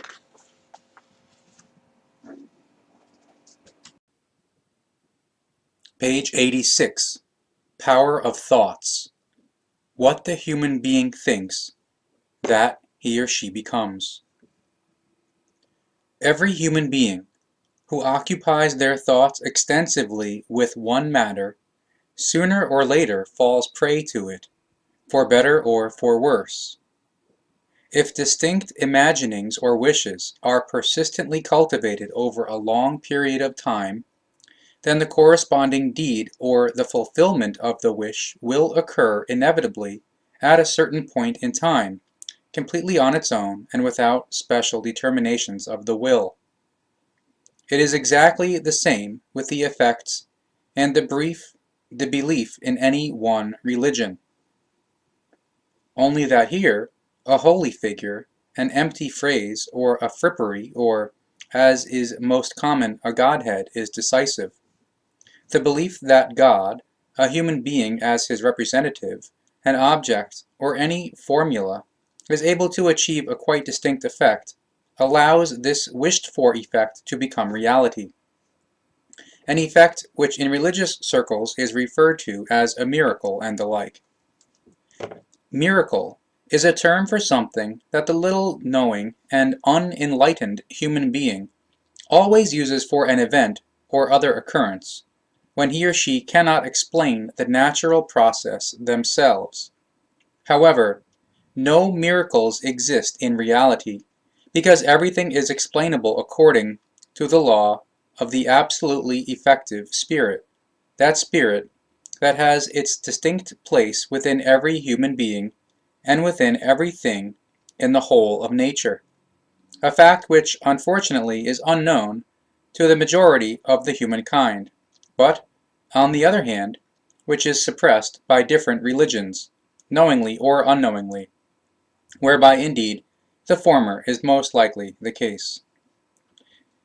This because all broader thinking human beings are no longer in need of religious direction nor beliefs, since their own cognition allows them to recognize good and evil, that the human and natural consciousness alone is able to completely master and have free reign over everything, which makes them into autonomous and self-acting human beings. The actual decisions and deeds of every human being are only partially based on fully conscious considerations. The greatest part stems from that area which is withdrawn from the immediate influence of the will, the subconsciousness, the cerebellum or the unconscious, whatever one wants to call it. There, in the most concealed and undecipherable depths of the brain, all actions and omissions are prepared, which to a large extent determine the course of life and the destiny of life of the individual human being. Nevertheless, nothing would be more misguided than the opinion that the human being has no influence over the whole course and the direction of his or her life. It would be false to think that the human being is merely an inactive spectator of their own destiny, driven only by all dark or illuminating powers and currents, on the basis that the individual is at the mercy of their heredity, education, and environment. Since precisely here, the personal power of thoughts and the personal life attitude of each individual steps into action. Exactly here, the circumstance is useful for each human being, that precisely this hidden source of his or her decisions, deeds, actions, and wishes, the subconsciousness, the unconscious, can even be enormously widely formed through the absolutely conscious thinking. What the human being carries around within him or herself as imaginings, thoughts, wishes, ideas, and fantasies, etc., what he or she continuously nurtures in his or her thoughts, sinks down very deeply into their unconscious, and from there forms their life, their mode of thinking, their personality, and their destiny. Here lies the implement for the imprinting and fulfillment of the life and the inner nature of the human being. In their character, their deeds, actions, and wishes, the human being portrays exactly the product of what and how he or she thinks. He or she therefore embodies, in every case, their consciousness-based attitude, their powers, their cognitions, and their will. The cross-section of the thought world embodies with absolute certainty precisely the cross-section of the course of life, namely what a human being thinks will occur sooner or later, since every thought is an unborn action, a nascent deed. The more often a thought is cultivated, and the more intensely it is tended to, the stronger it swells up and pushes unstoppably into realization, just as the seed kernel swells through the steady moisture, germinates, takes root, grows, and then unfolds itself into an ear of corn.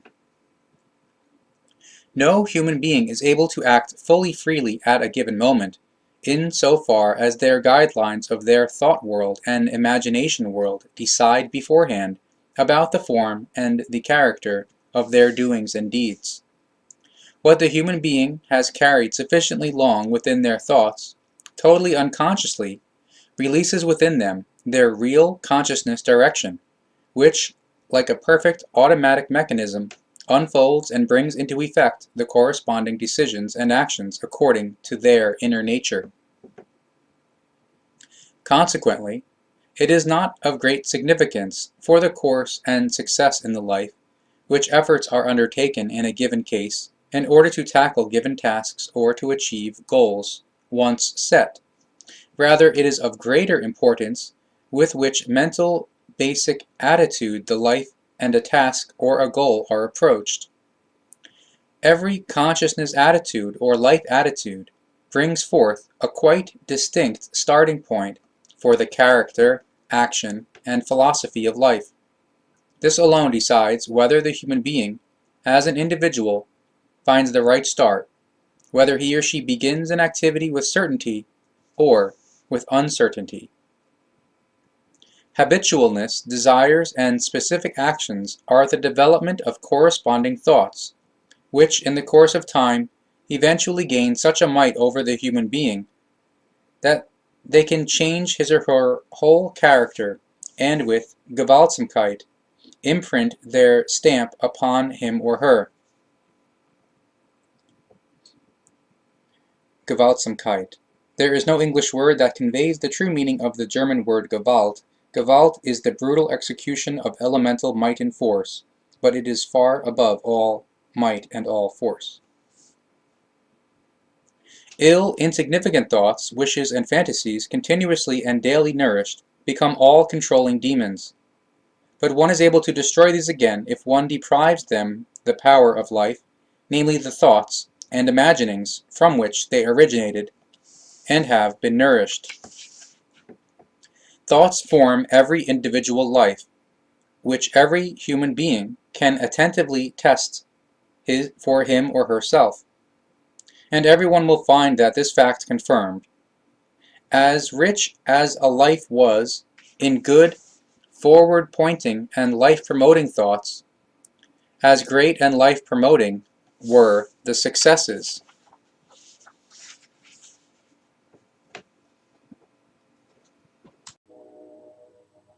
Page 102.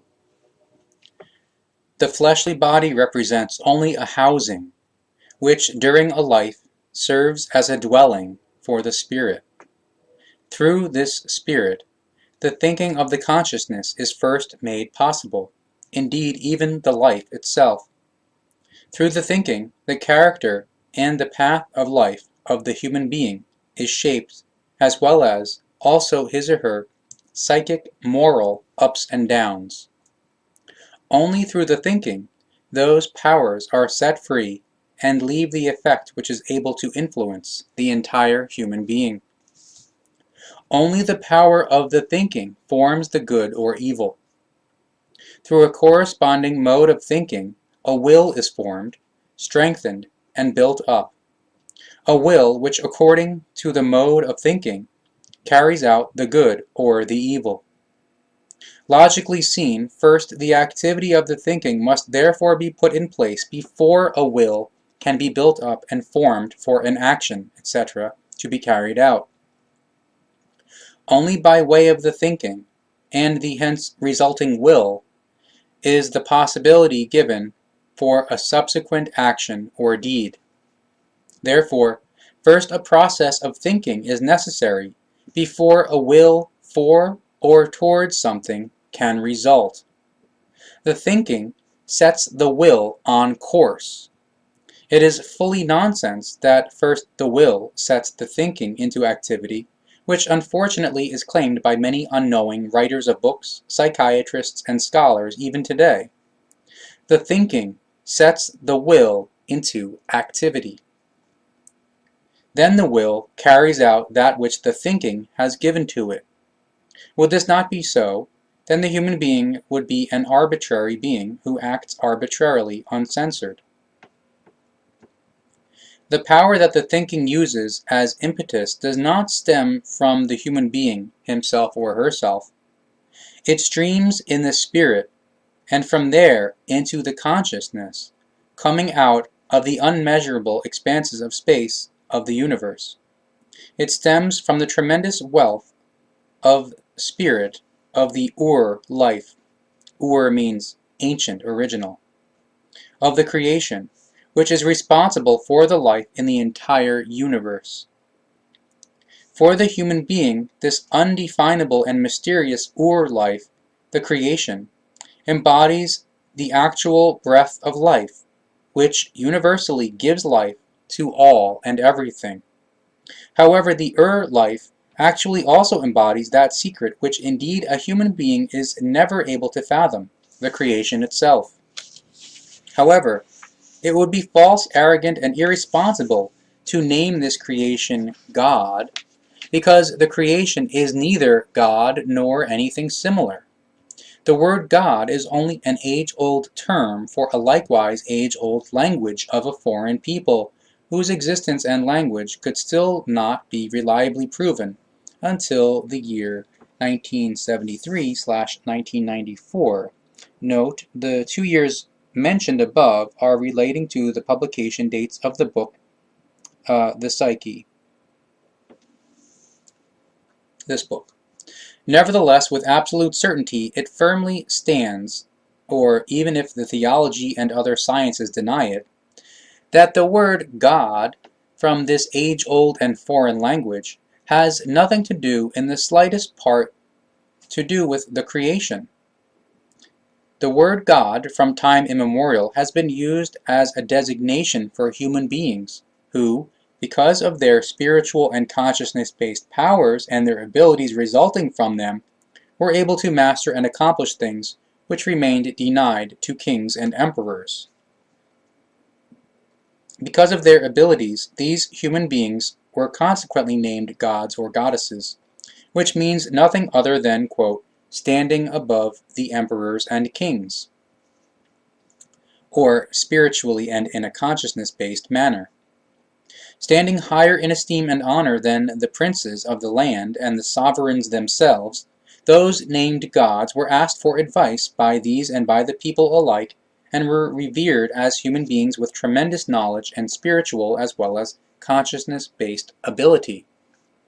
However, catastrophes, unfortune, wars, etc., as well as slow degeneration over the course of the centuries, also demanded their tribute from these gods, who subsequently slowly died out or wandered off and only still remained in the memory of very few human beings.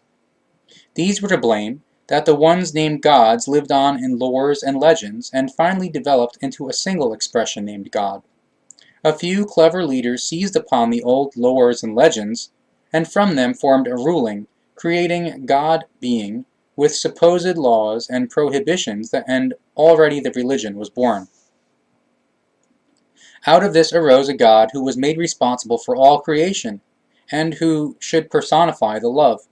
Only, still lacking was the personification of the evil and its naming.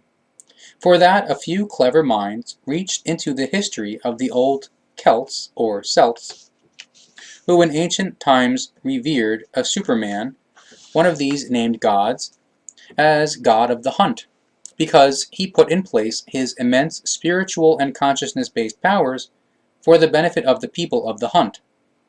Ancient lores, etc., showed that this god, who had two horn-like growths on his skull, was named Teubel. That's Teubel, Teubel. Upon his death, his position became personified by a Celt who, with a change of the name, was called Teibel, Teibel, and as a symbolization of the one named God, wore an animal skull with horns on his head, therefore imitating the Superman with his horn-like growths. Over the course of the centuries and millenniums, the name Teubel was changed countless times until the name Devil arose from it. And the note here, Teubel was changed to Teufel, Teufel, which equals devil in the German language. So Teufel means devil in German. A name that was seized upon by the young religions, and in memory of the named horned god, was added as a secondary god, as an evil counterpart to the unhorned god of the goodness and love. So good and evil was thereby created, heaven and hell.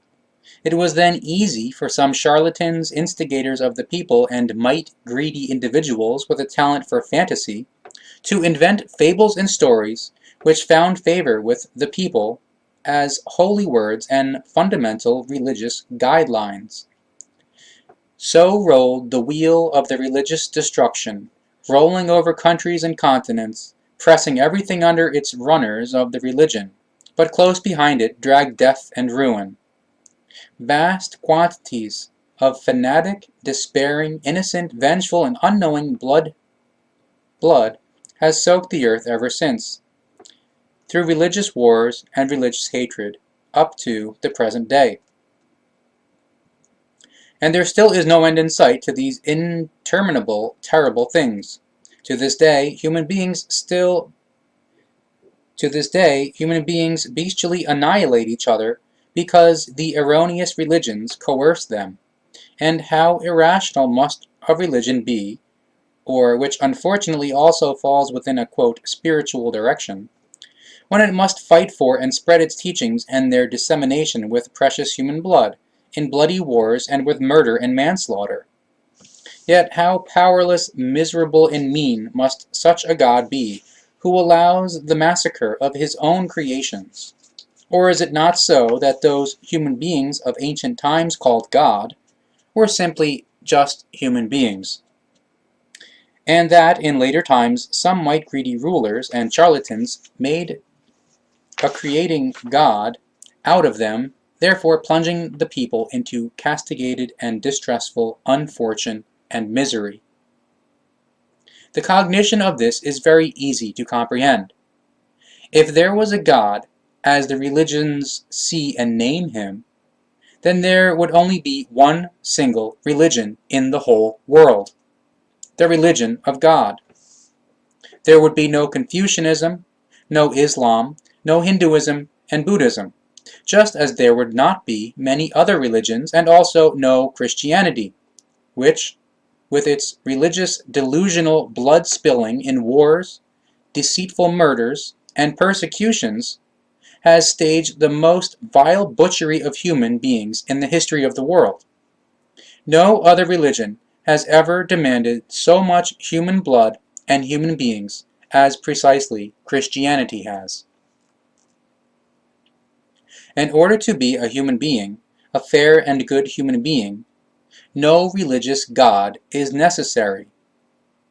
A God who firstly exists only in the fantasy and deceptive imagination of the religions, and secondly is unable to give any help to the human being or other thinking Wesen being an independently existing life form with its own individuality and personality, in an impulse-based, instinct-based, or consciousness form, with evolution possibilities that are specifically directed towards everything. Just as nothing can be divided by a zero denominator, so no help can be expected from a non-existent God.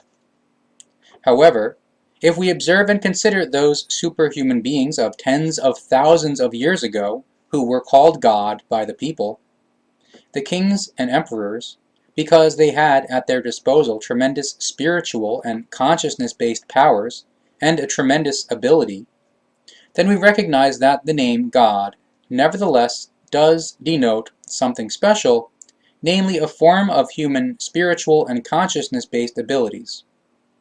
It denotes, therefore, a human being who has brought his or her spiritual and consciousness-based cognition and his or her spiritual as well as conscious thinking and ability to a certain high standing. It follows, therefore, that every human being is God, him or herself, if he or she is able to realize that in a consciousness-based manner, and if he or she thinks beyond the normal train of thought of the simple human being, and beyond the irrational teachings of the religions. Thus the human being is therefore God himself or herself, or we remain the ancient handed-down word. We remain with the ancient handed-down word. Thus they also determine their own life, their life path, their destiny, their health, and all their ups and downs in the course of the entire lifespan. Page 92. As much nonsense, despondency, pusillanimousness, and life incorrectness it contained, as rich it was with disappointments, privations, and sorrow. Only strong, broad-minded, and courageous thinking leads the life upwards, whereas weak, narrow-minded, and faint-hearted thinking oppresses, breaks, and finally destroys everything. Thus, fundamentally, every single human being, indeed even every family and every nation, has to live exactly the destiny and the life which, in thoughts, they have prepared for themselves.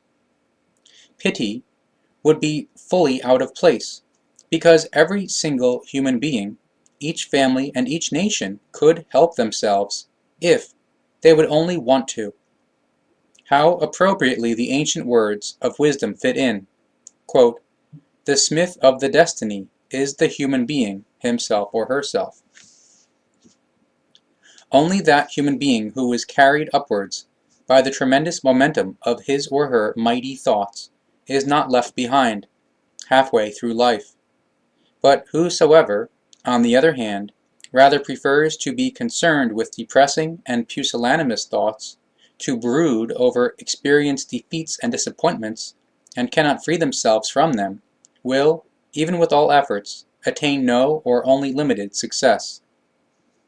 Out of the narrowness of egotistical thinking, pusillanimous views, and self-serving evaluations, no viable philosophy and therefore no positive life direction and life formation can result from it. Whoever cannot free themselves from the thoughts of a suffered disastrous thing, a defeat or a failure, will have this disastrous thing, defeats and failures befalling anew and always again and again.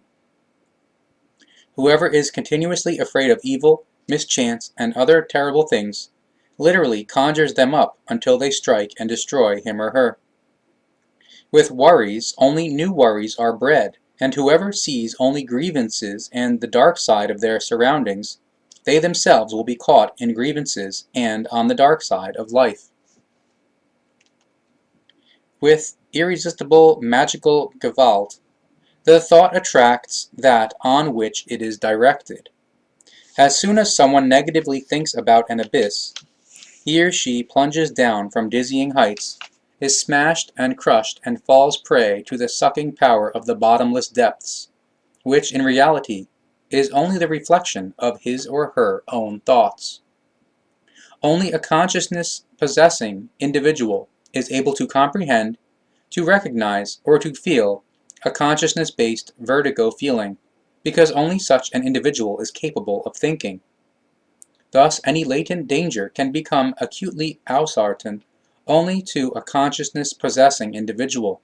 This, however, the instant the thought is concerning itself with this danger.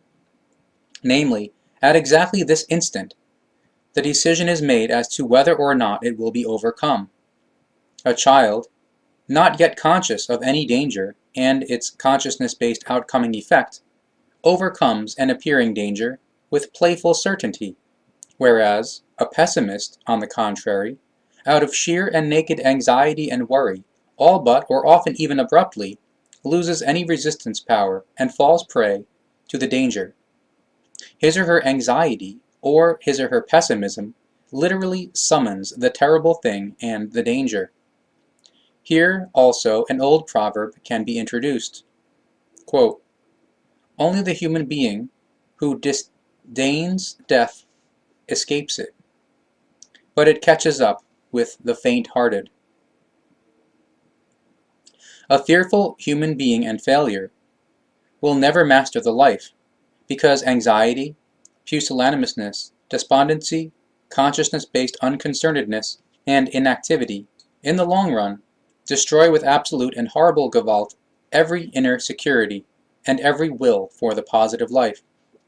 The inner security is the basic prerequisite for a good formation and utilization of the consciousness and of the life. Fear of life, depression, life uncertainty, and many other things with the same characteristics are the consequences of a lost life and consciousness orientation. When the consciousness-based life of the human being is no longer aligned with a distinct guideline, he or she loses the foundation of their consciousness existence. No personality and no character grow by themselves. They are formed, grow, and unfold themselves according to quite distinct leading thoughts. To possess a character means nothing other than to live exactly according to the consciousness-based guideline, its evolution and advancement, to hold fast to it, and to advocate for it. Depending on the consciousness standing and its evolution, the character of the individual human being is shaped. Thus it lies in the power and in the choosing of each individual human being themselves as to how their character is generated, or assorted. Assorted means very badly getting out of control of the good human nature. As long as the human being still possesses this enormous gift, to that extent he or she is also still able to represent their own firm point of view in the world or in their surroundings.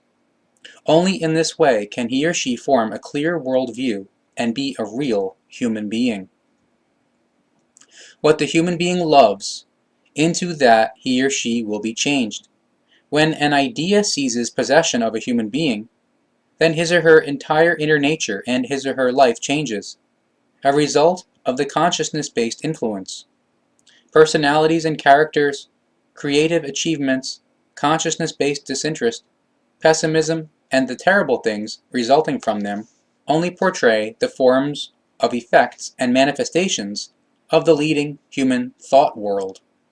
Consequently, they must be controlled at all times and continually through intensive perpetual training, held at the state of the highest possible and constantly expanding consciousness cognition. But this is only possible through the willingness to burst from the shackles of the norm, to break loose from the narrowness of the individual self, and to rise into the expanse of the cognition. A tremendous task, which actually is not only an urgent matter for every individual human being, but which applies to the whole of humankind. Certainly, in the eyes of the so-called normal human being, a thinker is regarded as a starry-eyed idealist, as unworldly and out of touch with reality. But is this really so? Is it but not more likely that especially these thinkers are real human beings, because they have thoughts about the life and the consciousness-based and spiritual standing of the human being, from what results that their cognitions are so tremendously far-reaching and appear so incomprehensible that they can neither be grasped nor understood by the normal, average human being. Consequently, The speech of a thinker is incomprehensible for many, especially when he or she speaks about spirit powers and consciousness powers, which are able to form every human being. The fact of this unintellect is also then that it lets the ignorant doubt and labels the one rich in cognitions as a dreamer, false prophet, know-it-all, and crackpot. Solely for this reason, it is also possible that uncountable human beings have lost their life direction, their will to fight for the existence and the entire purpose in life. These ignorant ones rather believe in any religions, formula, cults, magic spells, and other delusional or irrational beliefs whereby they inevitably fall prey to a catastrophic irrational teaching, through which they plunge into the deepest abyss of the self-destruction. With brutal Gewalt, their own psyche is thus demolished, trampled underfoot, and driven to self-destruction. Every life direction vanishes, and every purpose in life becomes destroyed. Likewise, the consciousness-based activity dwindles, and makes room for a destructive consciousness emptiness, unconcernedness, and deterioration. All interests simply dissolve themselves into nothing, and the entire life is hollow and empty. Then it comes so far that the physician or psychiatrist must step into action, however, unsuccessfully, as is most often the case. So everything becomes even much worse. Illnesses of all kinds take possession of the human being, who has thus destroyed himself or herself.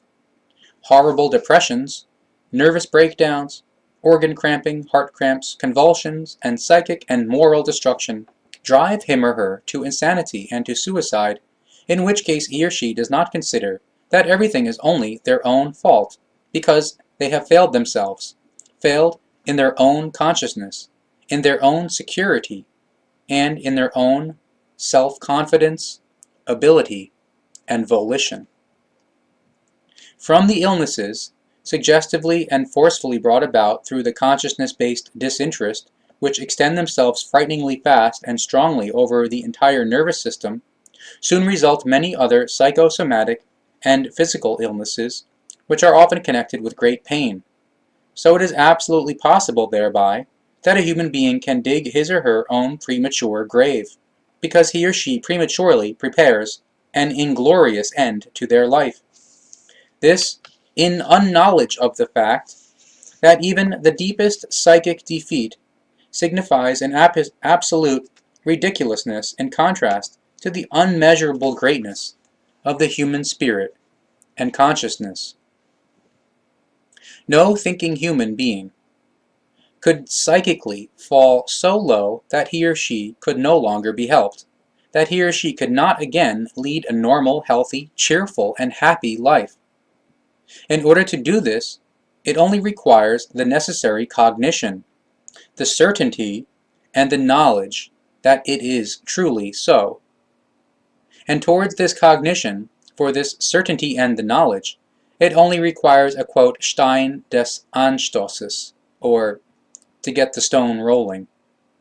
After that, any human being is able to heal himself or herself, indeed, with absolute knowledge. They even heal themselves and form their life completely anew and better than before, because now they know with absolute certainty that they determine their life, their path in life, their whole character, every low and high, and their entire destiny themselves. And this cognition is of lasting value. To this, Tolstoy said, quote, "The human being lives from the spirit, and not from the body.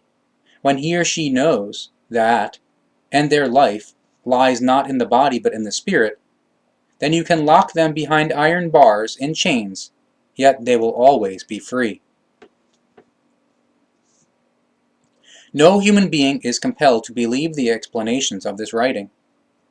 They may be accepted or dismissed, quite how one always wishes.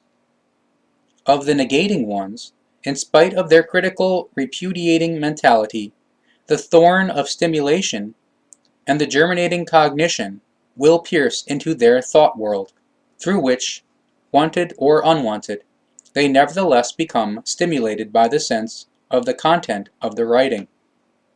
The affirmative one will achieve consolation, healing, and power, become a human being, and learn to understand the spirit and the consciousness, as well as life. But the teaching should not only bring healing of uncountable disastrous things, but also life success and cognitions. Thereby no claim is raised that everything which one can know about the truth will be said. Only a few things have been set down about the truth, which have been learned and taught over a time span of millions of years, up to the present life. Without ill will towards anyone, this writing is determined for all those who need it, and who are able to gain power and cognitions from it. It is determined for the suffering humankind, which live in unknowledge as to why they live.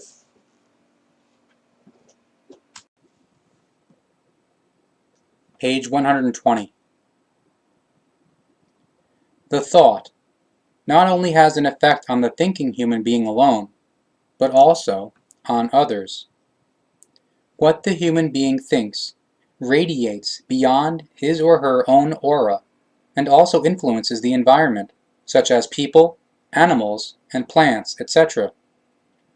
Radiated evil thoughts, worries, hatred, unsatisfaction, and so on and so forth, will, with a boomerang-like effect, be hurled back, in which case they will again inevitably strike the sender of the thoughts with devastating gewalt.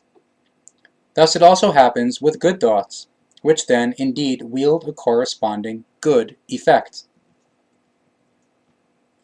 The thinking, the thought, is the actual consciousness-based great might of the world. The thought, aside from the spiritual power, is unsurpassably stronger than any other power, much tougher, mightier, and more undestroyable than all matter and outer influences and conditions. Whosoever is able to master his or her thoughts and change his or her thinking to a good form, masters and changes his or her destiny into a good one. The greatest that the human being is able to accomplish is the self-mastery through thought discipline.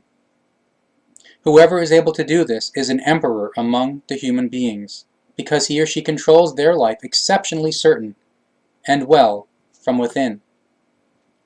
From this he or she acts certain of victory and unwaveringly in the face of all inequity. He or she lives and acts from the world of the causes, from the world of their thinking. As often as the life is looked at and considered, it always reflects the prevailing direction of thought of the human being. If therefore a human being is not satisfied with their life because it is hollow and empty, and he or she wishes for more love, happiness, health, joy, harmony, and success, etc., then they have only to correspondingly change and re-educate their thought world, their mode of thinking, to think constructively and good, and already the miracle begins to emerge. How to make this happen shall be taught here. Distracted, ill, and irresolute, everyday, unlucky, and undecisive thinkers shall become powerful, concentrated, and conscious natural thinkers. Natural thinkers, for the reason that nature itself teaches this value. We can also call them thinkers of life or conscious thinkers because they also teach in the same way. However, since the thought represents a tremendous might, we will use the term might-oriented thinking. Might-oriented thinking is translated essentially as right life creational thinking. No matter is able to resist a healthy, determined, and strong thought. A good thought, a good mode of thinking, is fulfilled with the absolute consciousness of the unity with the creation. Right, power-conscious, and positive thinking dissolves all difficulties, but first something must become a reality in the human beings themselves, in their thinking before it is able to appear in the world of the senses. The fact that a hindrance, a terrible thing, or other incidents always take on those dimensions, as these become assumed and thought up, bears witness to the rightness of this logic. Consequently, if the human being thinks, e.g., thoughts of a hardship as small and unreal, then this also becomes small, unimportant, and easily surmountable. But if they are thought of as great, difficult, and unconquerable, or only difficult to conquer, then it will be as good as impossible to overcome, to manage them, and to become master of them. Thinking power and the use of the might-oriented thinking require an education which, at the beginning, appears very difficult and often impossible. But that is really only in the beginning, because this new teaching appears completely unfamiliar, unbeknown, and foreign. In truth, however, it is all very easy. It only requires a quote Stein des Anstoßes to get the stone rolling, and already the thinking sets itself in motion and function. And now everything already strides ahead very quickly. The whole instrument of the thinking rearranges itself almost immediately into the new mode of thinking. All quote apparatuses connected with the brain change their energy strength and transform them simply like an electric transformer. All ganglia cells and neural pathways, etc., adapt themselves automatically to the new attitude and further the new, right, and positive, might-oriented thinking. It takes only a short time until the positive, might-oriented thinking proceeds habitually. Certainly all beginnings are difficult, and there is no reward without previous effort. Practice makes perfect, and when you practice long enough, then inevitably the point in time comes when the might-oriented thinking becomes habit. Thinking represents a pure, consciousness-based process. This process is formless, but it possesses life and power. A thought, once conceived, lives very much longer than its originator. Each mode of thinking, each kind of thinking, and every thought has a quite distinct effect, either for the evil or for the good. This in the body as well as in the character, in the destiny, and in the environment. Each thought anchors itself in the subconsciousness, and from there embodies itself in the form of the resulting deeds, etc., and influences the psyche, the physical body, and the environment. Consequently, whoever perpetually concentrates their thoughts on hatred and revenge finally ends up, inevitably, as a murderer. Concentrated thoughts of the self-pity, the helplessness, the feelings of being rejected, despised, useless and superfluous, end eventually in suicide. On the other hand, if the thoughts are concentrated on progress, success, happiness, love, etc., then a corresponding success will ensue with the accuracy of a precision apparatus. Thus everything that is thought is determined to be or not to be because the thought, the thinking, carries the human being upwards, up to unexpected heights, or it hurls him or her downwards, down into the deepest depths of the annihilation. There is still very much more. Thinking creates energy of tremendous power. Every thought sends out energetical waves of the highest frequency. This means the thoughts themselves radiate as immensely strong energy waves, which are based in heretofore unmeasurably high frequencies. They leave the framework of their origin, speed out into the unending expanses of the universe, unhindered and unstoppable, in order to bring forth effects and conditions entirely according to their kind. Depending on the thought, they race away as an invisible but gigantic might of the light or of the darkness, further charging and strengthening themselves on other thought energies of the same kind. which likewise rush through the expanses of the universe and the ether.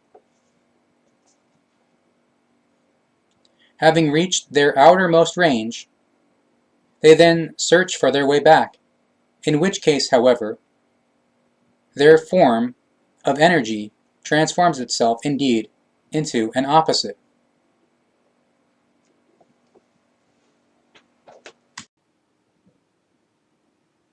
Page 62. Introduction. The presented teaching is intended for the study, thus to put into practice. Its purpose is to bring forth health, success in life, and self-confidence. The way that this teaching proceeds to reach this purpose is the way of the cognitions and their practical application. Cognitions and the resulting knowledge alone have a practical value, because only they bring a corresponding insight for right thinking and actions according to the laws of nature, for a right approach to life and worldview, which altogether determine the basic behavior of a human being. A complete success through the cognitions, however, can only then be achieved if these become transferred to the entire life and therefore also to the daily life. The presented teaching is therefore to be looked at and considered only from a practical viewpoint. Theory would be misleading and false. Consequently, also thinking along the lines of hitherto known psychiatry and psychology is not permissible, since they fall prey to an inexcusable irrational teaching. Therefore, conduct in such directions must also be excluded and left aside. The presented teaching is the teaching of the absolute causes and effects, the logic of the laws of nature and of the real life. If the causes are acted upon logically and according to the laws of nature, consciously and determinedly, the effects will also be logical, according to the laws of nature, and will be controlled in the same manner.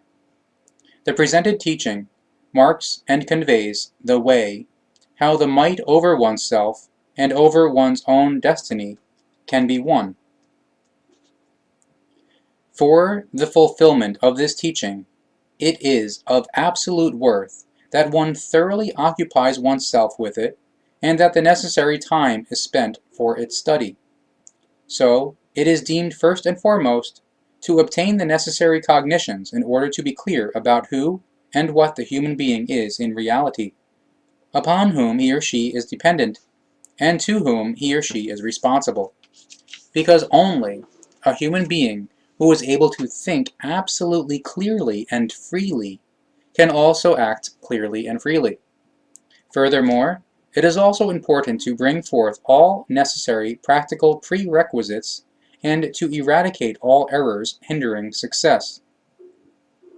Finally, practical guidance for the self-help and for the use by other persons should also still be given due attention. The entire teaching, however, offers still very much more, and its knowledge and its possible applications are unlimited and extend themselves into all areas of the human life. Before we can get into the teaching, a few points must be mentioned, because if someone is eager to achieve a decisive success with the help of the presented teaching, then the following instructions must be heeded. Number 1. The teaching is not a book, therefore it should not be read as such. The subdividing of the entire material should be purposed so that only a specific amount of thought material is being absorbed daily. However, this specific amount should be studied in detail and attentively. A meticulous review is essential. Therefore, it is not of the least advantage, but only of disadvantage if more material is read than is indicated. Number 2. For the study, time and quiet are needed. Therefore, it is advisable that the teaching is only then taken to hand when time and quiet are ensured. Hurried and superficial reading through does not bring the least success. For the study, one must be able to make oneself comfortable, and to read the subject matter consciously to oneself at least 3 times out loud, or softly, in order to subsequently work it out mentally. All that appears of particular importance should become underlined with a red pencil. Number 3. The best time for studying is always early in the morning, when the consciousness is still fresh and especially receptive. Should this not be possible, due to scheduling or other reasons, then the evening time between 7 o'clock and 10 o'clock p.m. is recommended. The study should begin, number 4. The study should begin and end daily at the same time. However, it should never take up more than a full 60 minutes. Number 5. To conduct the study means to work out a teaching for oneself. That which is learned becomes personal conscious property, which can never again disappear from the memory. To this end, however, it is necessary that the entire attention is applied to the topic and the exercises of the teaching. So one should neither allow oneself to be disturbed nor distracted. Number 6. It is absolutely necessary that each person thinks everything over himself or herself and rightly processes the teaching, rightly looks at and considers it, and compares it with the reality. Only thus can the teaching material be rightly and completely processed. Number 7. Repetitions also belong to the study, meaning that that which has been once learned and read should be repeated often. This is because only through that can a permanent realization of the learned knowledge be ensured. Here it is also advantageous when the repetition is conducted aloud or softly, because through that each becomes conscious of the knowledge in its whole and full completeness, as thought as well as consciousness-based knowledge. Moreover, this form of self-recitation represents an expedient and effective exercise in the articulateness, which brings very great advantages in many life situations. Division of reading material. The division of the reading material should occur so that a specific correlated paragraph is read, which then should be pondered over and processed in a consciousness-based manner. Upon the tackling of the next paragraph, the previous one should once again be quickly recapitulated and reread so that the actual connection is not lost. Again, if you're watching this on a video, you can always pause it and rewind and watch it again if you don't understand it the first time. Page 110. For this, only his or her thinking and his or her will are required, and the cognition that the human being, himself or herself, is God. When the human body dies, then the spirit dwelling within discards it like an old coat. But the spirit does not die with the body, it only escapes from it in order to continue to live and to continue to function. The spirit form and its thinking and activity form the so-called eternal spirit. This never dies and will always live, differently, however, than what the Christian religion teaches, and also differently than what many other religions teach. There are very many fixed laws which rule the micro and macrocosmos of the universe, as well as the spirit and its unstoppable further development, up to its inevitable absolutely full development. An absolutely full development which, however, looks entirely different from what the religions preach. What sense would the life and the spirit of the human being have if he or she would only live for 50 or 70 years, in order then to disappear into the other world and to rot there until Judgment Day? It would make no sense.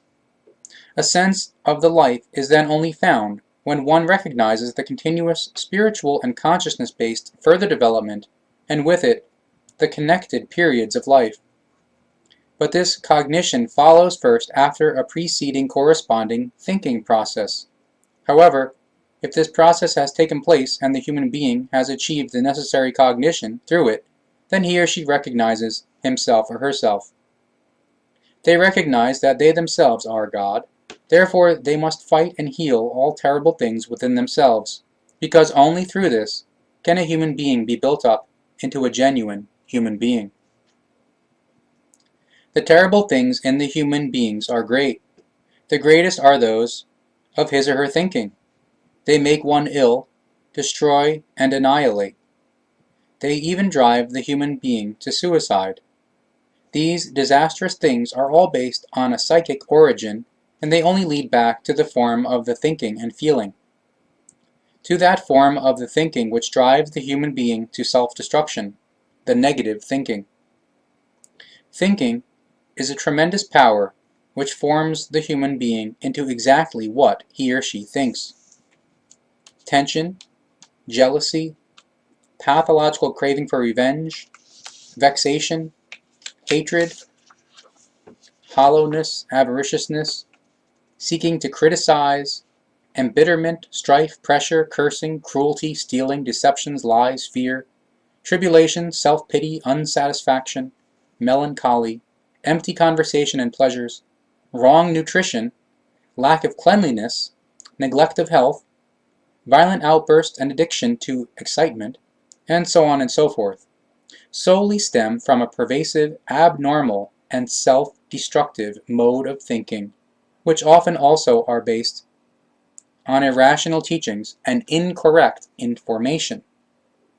From them result illnesses such as heart condition, heart diseases, nervous breakdown, nerve inflammation, gout, certain brain diseases, nervous constipation, chlorosis or anemia, intestinal disease, cramps, stomach disorders, insomnia, tuberculosis, pains of all kinds, spasms of the organs, vegetative disorders, depressions, anxiety attacks, excessive perspiration, aggressions, panic, etc., etc. Irritableness, work, eating, fear and anxiety, etc., and all named terrible modes of thinking, further, in the state of excitation and overstimulation of the adrenal glands, which are located above the kidneys. They are also referred to as the, quote, crazy glands because they discharge digestive matter and inundate the blood with strengthening, fighting power chemicals whenever the human being prepares himself or herself for a dispute or a fight and therefore requires the necessary power. Adrenaline, as this excretory matter is called, only then neutralizes itself again when the vexation, the irritableness, or the fight, etc. is over, but only through the excretion of a lethargy-inducing acid of the muscles which mixes with the blood and wields a calming effect. If, however, the inner life and the psyche are in confusion, etc., then the inner muscles are not able to discharge enough of this milky calming acid in order to therefore soothe the human being. Hence, the adrenaline, evoked through the agitation, sets the human being into exceptional aggressivity and readiness to fight during this time. This process and reaction have a very unfavorable or contracting effect on the intestines, the stomach, other organs, and on the nerves. Therefore, the human being finds himself or herself afflicted by the most impossible and diverse kinds of afflictions, as e.g., cold or heat shivers, nervous trembling, profuse perspiration, headaches, dizzy spells, neurasthenia, neurosis, gallbladder problems, digestive troubles, liver and kidney ailments, gastric ulcers, constipations or diarrhea, etc. In his or her naked unknowledgeness, the human being does not realize that through the wrongdoing of his or her own thoughts or modes of thinking, these themselves make the whole body, indeed the whole life, into a human hell. This same human being surmises that an unethical mode of life will even build up his or her vitality and bodily strength. But any form of self-indulgence in the most dubious and most primitive everyday thinking allows, quite unconsciously, a devastating residue of the daily malicious life of thoughts to flow in and become effective. Irritableness, rage, and vexation, etc., manifest in three forms, all of which in the course of time produce devastating and self-destructive consequences. Firstly are those kinds which assorted outwardly in external, quote, explosions. Secondly are those which, quote, explode on the inside, or, quote, eating oneself up. And thirdly are those which are not even observed and realized and nevertheless spread their destructive poison, where they simmer in secret below the surface as abrasive, agitating, and decomposing thoughts. Every human being bears, according to the greatness of his or her consciousness and direction of thought, an aura around himself or herself, a force field of his or her consciousness-based radiation. The radiation of this aura, spelled A-U-R-A, can be classified in the terms of good or evil, depending on the kind of thinking of the possessor. It is saturated with the atmosphere of the failure or the success, with antipathy or sympathy, because it always radiates exactly what the concerned human being's mode of thinking creates. Therefore, this force field radiates not only failure or success, antipathy or sympathy, but everything that the direction of thought creates: love or hate, unsatisfaction or satisfaction, greed, envy, vice, pathological craving, sorrow, despair, unknowledgeness, revenge, hardship, misery or courage, fear, faithfulness, submissiveness, joy, intellect, equalizedness, energy and cognition, etc., etc.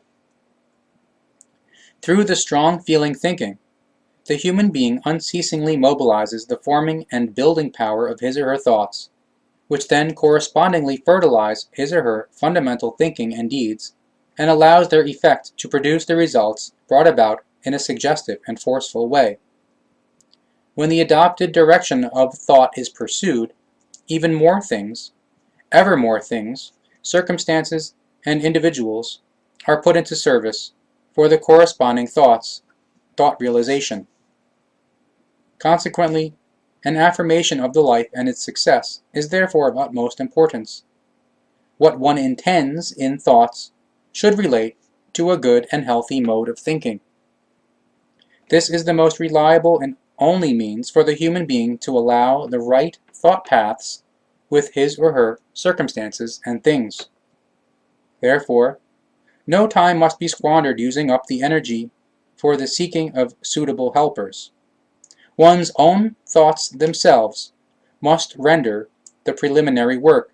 Therefore, the goods of thoughts are in order and are directed towards the right lines.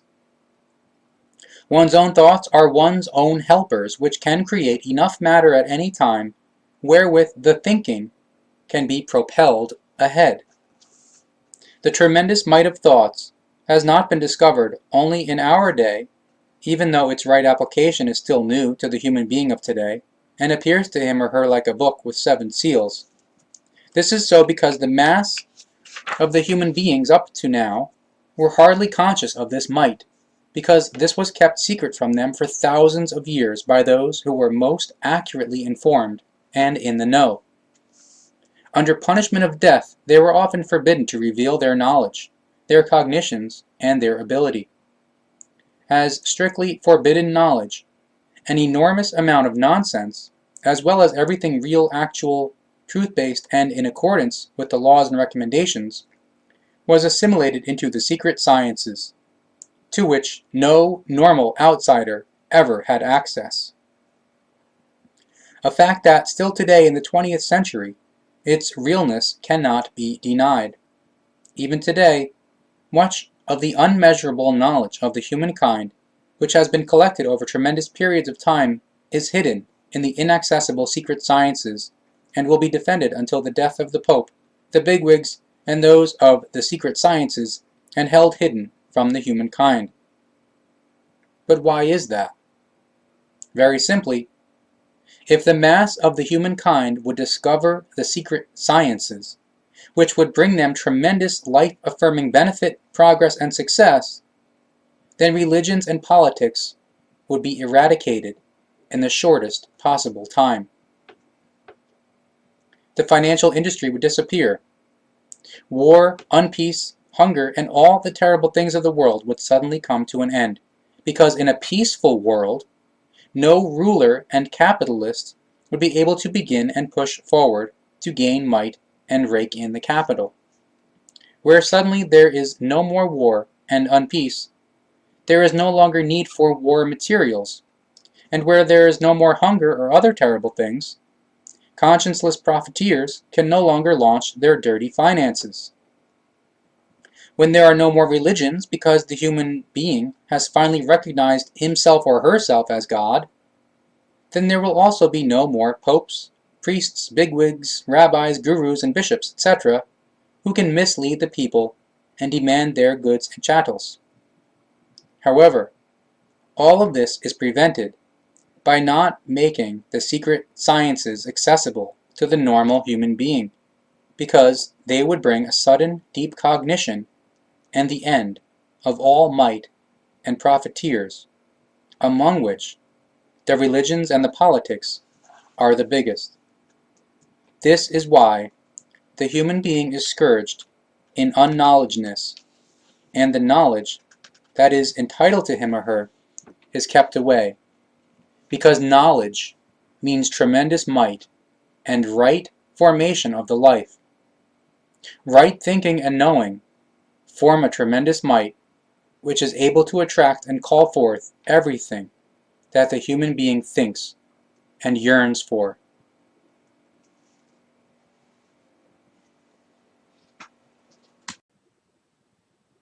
Page 134. Through the thinking, the human being fills his or her life with light or darkness, with misery and affliction, or with happiness and success. This always pursuant to the nature of the thoughts according to their type and direction. A quite distinct direction of thought and kind of thinking, evolving in a quite distinct direction, is thus called negative or positive. Every thought attracts exactly what it sends out as power, negative or positive, exactly like a metal magnet which attracts only metal. Thus the same kind, with the distinction that the same kind must be poled differently. When the human being turns inward towards his or her thinking and its power, most of the sorrowful and self-depressing experiences become unnecessary for the life. When the human being connects with their own thoughts in good form, then their power increases immeasurably, and they raise themselves far above all influences and mights of the bodily and material world. Outer influences are able to exert might over the human beings only so long as these influences on the thinking are granted might. The might of thoughts means tremendous richness, richness of life, or else total destruction. Richness of life, however, to say it straight away, does not consist of the stockpiling of material riches. These are only material values, which are transitory. Such riches are only sought for the sake of possessions and for the sake of prosperity. Whoever indulges in it becomes a slave to his or her possessions and obsessed with them. Naked, ego-addicted greed for possession of riches or their acquisition inevitably attracts unwanted terrible things to oneself, sooner or later. Illnesses appear, domestic misery, unfortune, painful losses, so that a true happiness never finds admittance. It is only natural and self-evident that forcibly induced, or intensively and continuously wished for prosperity inevitably turn up, because with enough perseverance and effort, everything becomes reality one day, even if it is forced unrightly and through naked Gewalt. But via the negative form come all sorts of afflictions and heavy strokes of fate, which, like the hammer of a blacksmith, strike upon the originator with gigantic deadly Gewalt. This is in contrast to the conscious, positive, might-oriented thinker who is able to master his or her life rightly and healthily.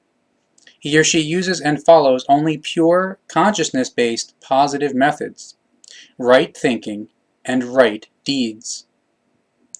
Through this, the laws of life are followed, which naturally demand only the positive, yet never the negative, when a positive mode of thinking is present. Thus also a fully different point of origin emerges in the reference to the thinking. Indeed, the wish is the same, namely, to achieve richness and prosperity, but the mentality and the actual fulfillment are fundamentally different. And precisely the mentality is of the decisive importance for the kind of success. Whoever presses his or her thoughts into a base mentality and forces them towards egotistical purposes will regret it sooner or later. Consciousness-based physical and psychical Gewalt, consciousness-based deterioration and false thinking can never remain unpunished. They inevitably demand their tribute, and this only in the form of all imaginable terrible things that reach up to the complete self-destruction. Remorse and cognition then unfortunately come too late. Should a wish of any kind become realized, then the harmony of the consciousness must first be produced through a right and healthy mode of thinking. Only in this way, that which is sought after is then able to become carefree reality without hindrance and bitterness. It must be clear that the consciousness itself, as is the spirit in the first place, is neither good nor evil, but is fully neutral positive and thus equalized. Primarily through the thinking process, it is filled with knowledge, cognitions, and ability, in which case, through the kind of thinking, positive or negative, the corresponding sense, character, and entire imprint emerge. This is how the consciousness aligns itself exactly to the kind of thinking and creates positive, negative, or neutral positive, good or evil, happiness or unhappiness, health or illness, approval or disapproval, etc. The consciousness is the actual motor which develops, releases, and brings into the application the tremendous power which influences and brings about everything, according to the mode of thinking. The consciousness and its gigantic power embodies the will, which originates through the thinking, is radiated out, and as an invisible might, fills the thinker, himself or herself, and their environment with affirmative or deadly destructive life. The spirit itself and its tremendous power indeed embody the actual life power, from which the material consciousness also receives the necessary power. However, everything is influenced by the thinking of the consciousness, which turns out positive or negative. In other words, it therefore means that the power, which through false thinking results in negative doings, deeds, illness, and terrible things, etc., is the same power which, as a result of right thinking, creates right doings, deeds, happiness, success, health, and everything good. So, therefore, no difference lies in the power of the consciousness itself, but only in the kind of thinking, through which activity, the positive or negative, emerges. That implies that the fact of vital importance is that the thoughts and the kind of thinking become mastered and trained to think only good, through which the consciousness-based power is able to bring forth only good. Thoughts work like a prism, which is able to bend the consciousness-based power radiations according to the kind of thoughts into the positive or negative, in order to combine and to work as living and life-giving, or as deadly and destructive might. So it only depends on the thinking as to what will become of a human being's life. Every success or failure is brought about by the mode of thinking. Every success breaks down sooner or later and is unstable if it is built upon the uncertain basis of the false thinking. Real and true success, on the contrary, is the result of right, honest mental adjustment healthy, positive thinking, and conscious affirmation of this mode of thinking. The whole secret of a successful, good, and healthy life conduct consists therein, of looking inward and adjusting oneself accordingly, to bring the thinking into harmony and consonance with the power of the Spirit, in order to thus achieve the best possible, absolutely full development of the present life. The life of each individual human being is absolutely fully developed. That means it is absolutely fully developed according to his or her inner nature and his or her targeted final determination. But it is also absolutely fully developed according to the present-day life, when the best possible absolutely full development for this existence is strived for and achieved. But solely with the attainment of this life goal, all is not done, since in addition to this task, the individual human being is still obliged to also bring his or her inner attained absolutely full development to the external manifestation, through which, logically, the environment is also influenced and gains benefit.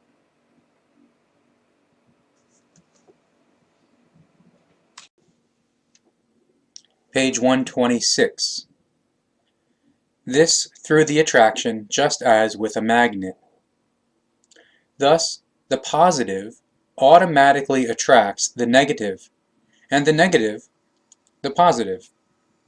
And this final resulting form of energy returns eventually as a tremendous might, bringing annihilation or life to the thought emitter.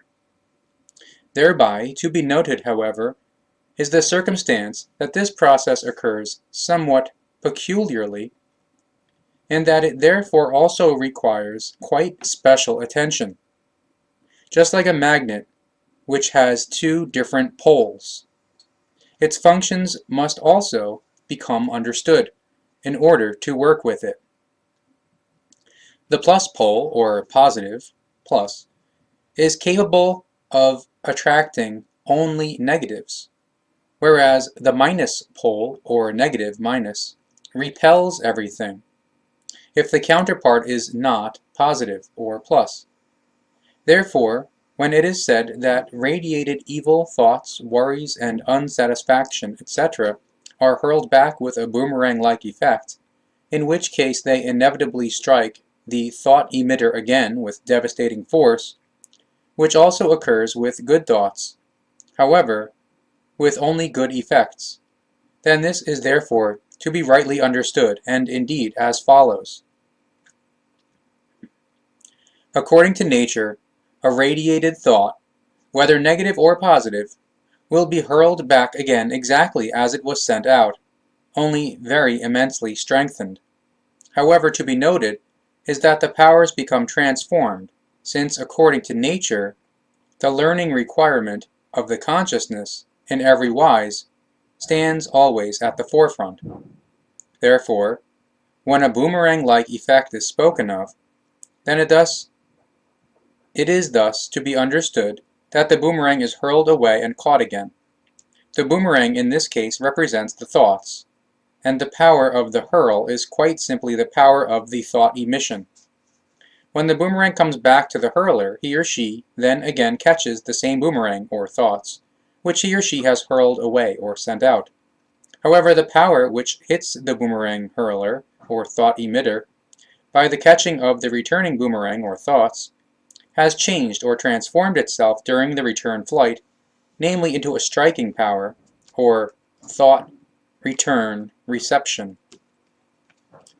So the substance of the boomerang, or thought, thus remains the same, whereas the hurling power, or thought-emitting power, transforms itself into a recoil power, or thought return power. Therefore, while the hurling away requires only physical power, purposefulness, and no pain, the catching again of the boomerang on the return flight requires great skillfulness, courage, and the acceptance of the not-to-be-overlooked pain of the blow of the catch. Therefore, this is how the hurling power transforms itself into a striking power, whereas the boomerang itself remains in its material form. This preceding nature-conditioned example also works along the same lines as the consciousness powers. Therefore, if a positive thought is radiated, it transforms itself in its power form and hits the thought emitter negatively. So it also occurs with the emission of a negative thought, which, however, hits the thought emitter positively. It appears as a paradox, but it is not such, because the whole process is completely logical, correct, and nature-conditioned. The consciousness needs the positive as well as the negative. Consequently, a way must be pursued which ensures the positive as well as the negative. So it is therefore forcibly conditioned that upon a negative thought emission, a positive thought reception occurs, which consequently is the case again, also in the reverse form.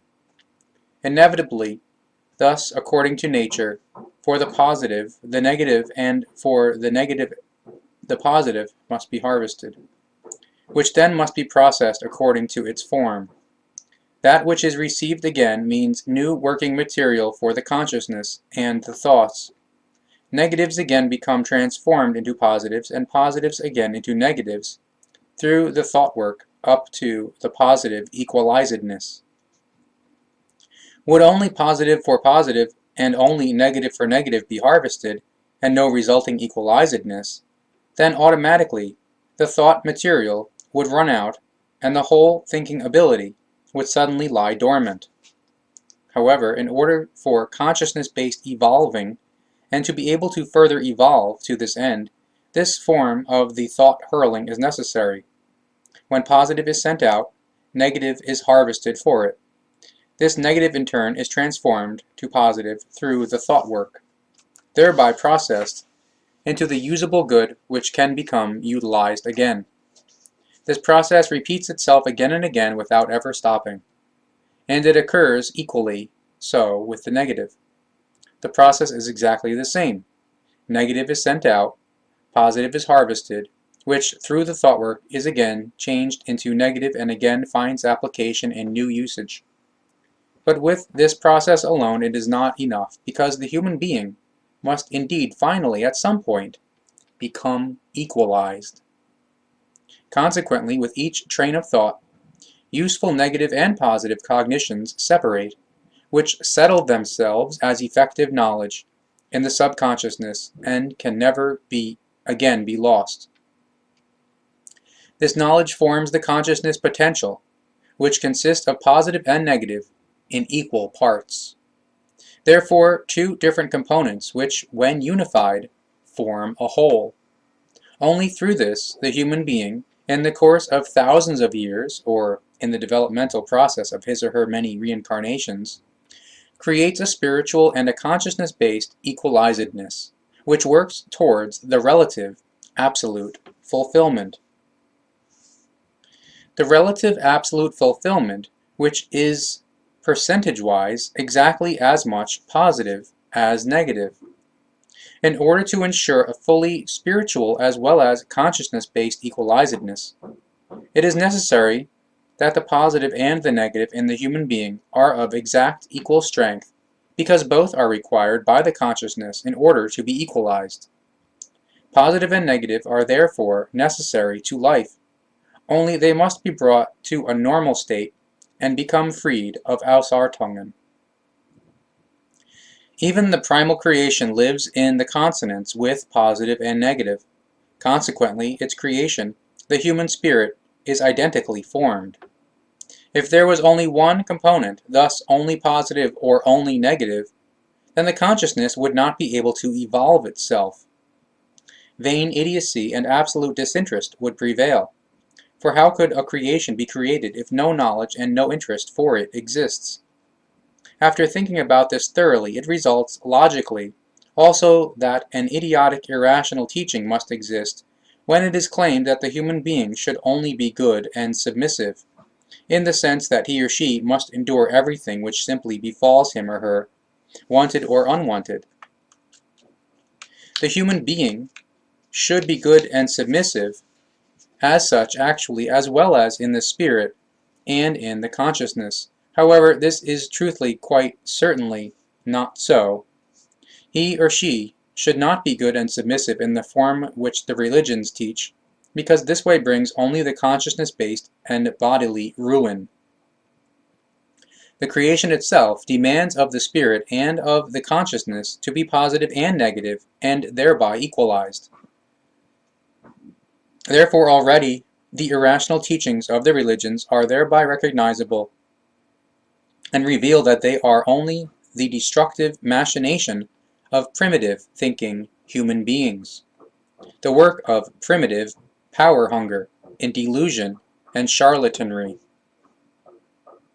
It is quite right that in certain ways specific thoughts come back identically, simply as they were sent out, in the sense that positive comes back as effective positive, and negative as effective negative.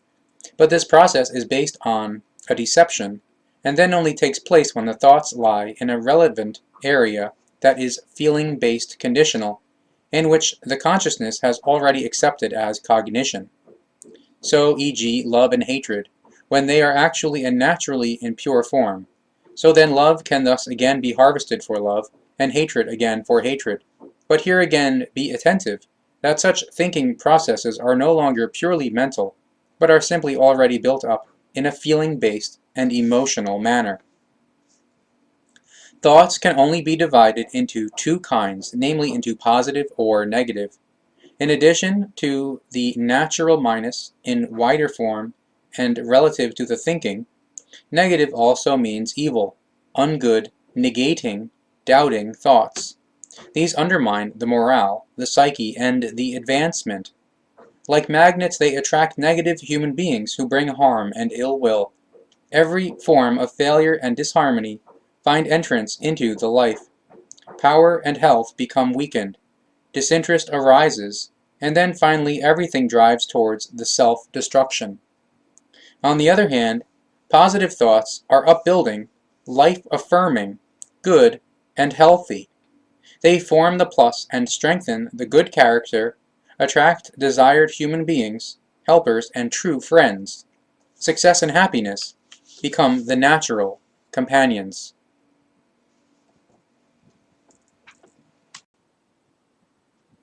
Page 140. On the whole, the human being simply allows himself or herself to drift like a cork in the wavy water. Sometimes up and sometimes down, he or she simply lets themselves be pulled along, without defending themselves against the ups and downs, and without the willingness to determine their own way. To the highest degree, he or she is the plaything of their own moods and dispositions, as well as all outer influences. In one instant, joyous and cheerful, and in the next moment, he or she is already ill-humored and unhappy.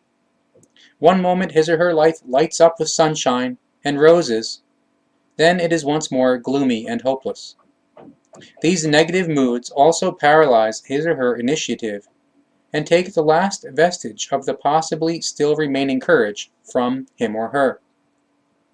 Failures come to light and undermine and destroy the self-confidence. Such a human being is ill-humored, depressed, loses friendships, prosperity, and success.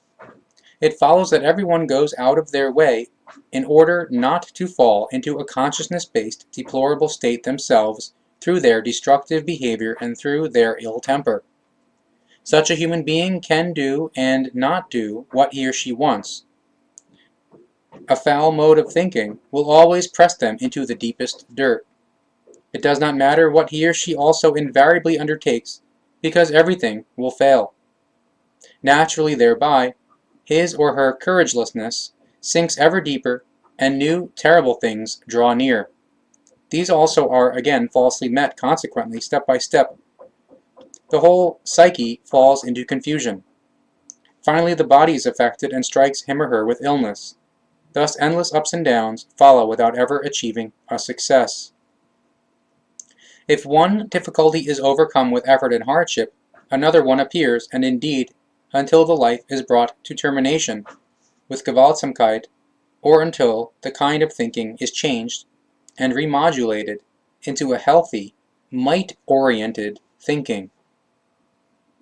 The remedy is simple and always at hand, and complete help is always and in every case possible.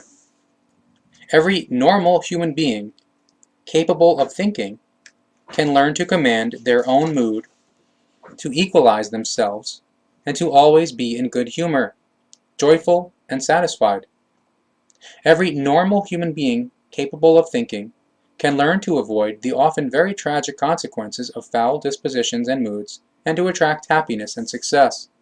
And whoever is capable of mastering their dispositions and moods also masters their happiness, their success, joys, health, and radiance, friendships, and everything else good. But here now the question arises as to how to attain and to achieve a positive thinking. Thus, how does one think positively?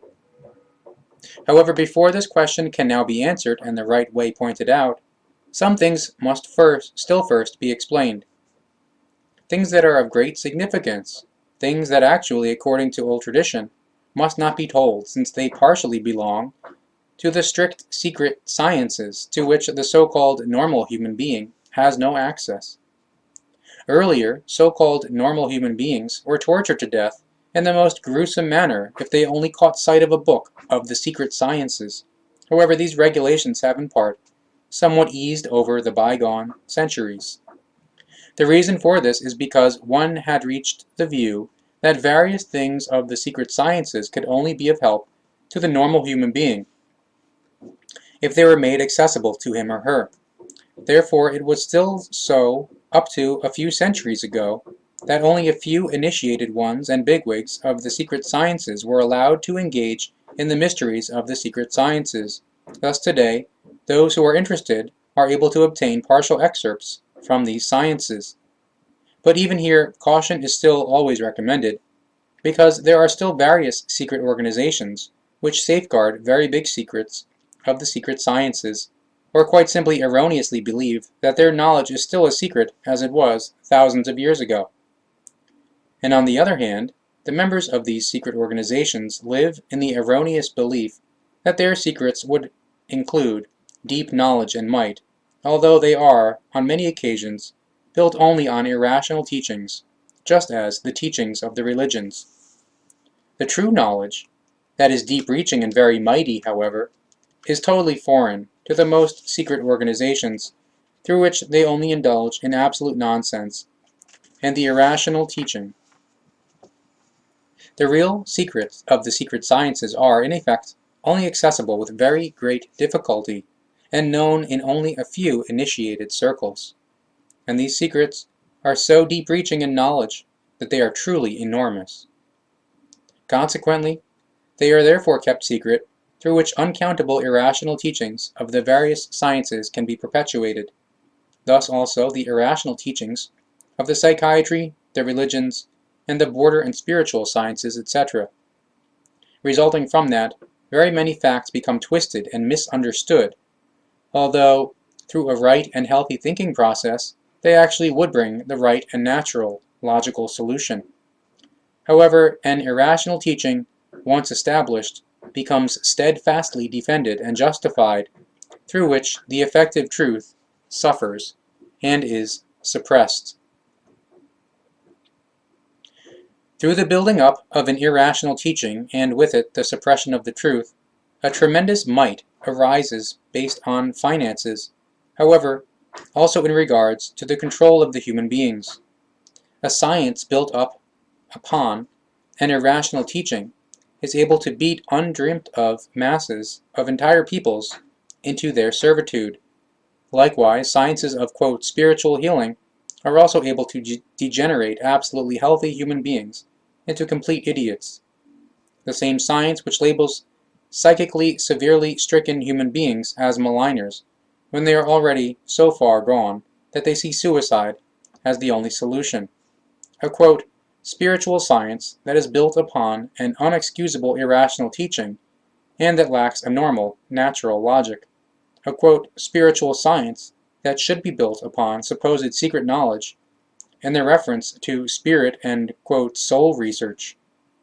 Supposed secret knowledge which does not have the least to do with the real secret knowledge, because the supposed secret knowledge represents only a very easy to see through irrational teaching. An irrational teaching which lacks any real foundation, and therefore also can lead to no fulfillment and to no success. And that this is really so is demonstrated by the irrational teaching itself, namely in such a wise that a really psychically ill human being can never become healed by it, and that such human beings are written off by this, quote, spiritual science as incurable, etc. And be it clearly and precisely stated here that the discourse is effectively about psychically ill human beings, and the discourse is not about the, quote, mentally ill, who are ill in their consciousness, between whom there exists a gigantic difference. And this great difference undeniably persists even when this, quote, spiritual science tries to claim by all means that this is not so. A psychically ill human being suffers only under his or her negative assorted mode of thinking, whereas a, quote, mentally ill person is effectively confused in the consciousness. But how should this, quote, spiritual science be able to understand and realize this difference when it is not even able to recognize the logic of the most minimal wisdom?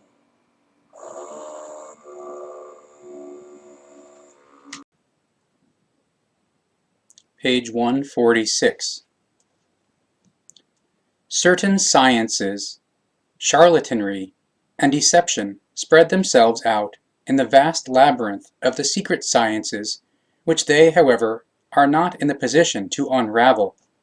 Members of these certain sciences, but also charlatans and deceivers, would-be greats and fools, indulge themselves in healing practices, etc., which are devoid of any logic and are based on irrational teachings. There was, e.g., the psychiatrist who dismissed and abandoned a 27-year-old woman as a hopeless case in the, quote, desert, whereas the same woman began a new life only 4 months later, totally healthy, healed by a knowledgeable layman who in a short time had taught her a correct, healthy, and new mode of thinking.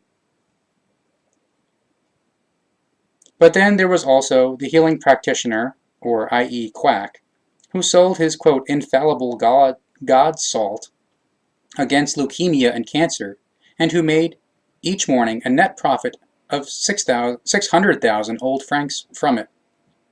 Then there was also still such and such a hypocrite who, quote, due to an oath, treated any illness, quote, without charge, albeit at a horrendous price, that the, quote, healed ones paid as, quote, voluntary honorariums. But there was also the fraudulent, quote, biologist, with his pseudo-super serum against leukemia, and there was still the great, quote, great Italian professor who claimed to have captured the fluid of the stars. But there were and are also the great, quote, miracle and spirit healers who accomplish true, quote, miracles and, quote, heal their gullible patients of all possible illnesses through near and remote treatments, or i.e. taking them for a ride, because these poor creatures believe in the nonsense told to them. In all sorts of newspapers, magazines, and trashy publications, one finds advertisements of this kind, in which charlatans with known and unknown names refer to the mysterious unknown, to their, quote, spiritual powers, or to a, quote, helper from beyond, to their, quote, knowledge, and to the secret sciences. However, also, quote, scientists of the psychiatry of lesser rank spread themselves out in this manner, thereby bringing their nonsense and their irrational teaching with destructiveness and deadliness to the people.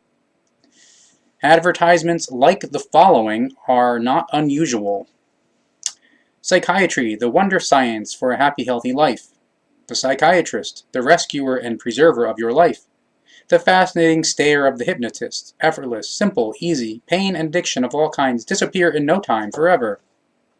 Give up smoking through hypnosis, guaranteed success. The undulation bracelet, the wonder remedy against rheumatism.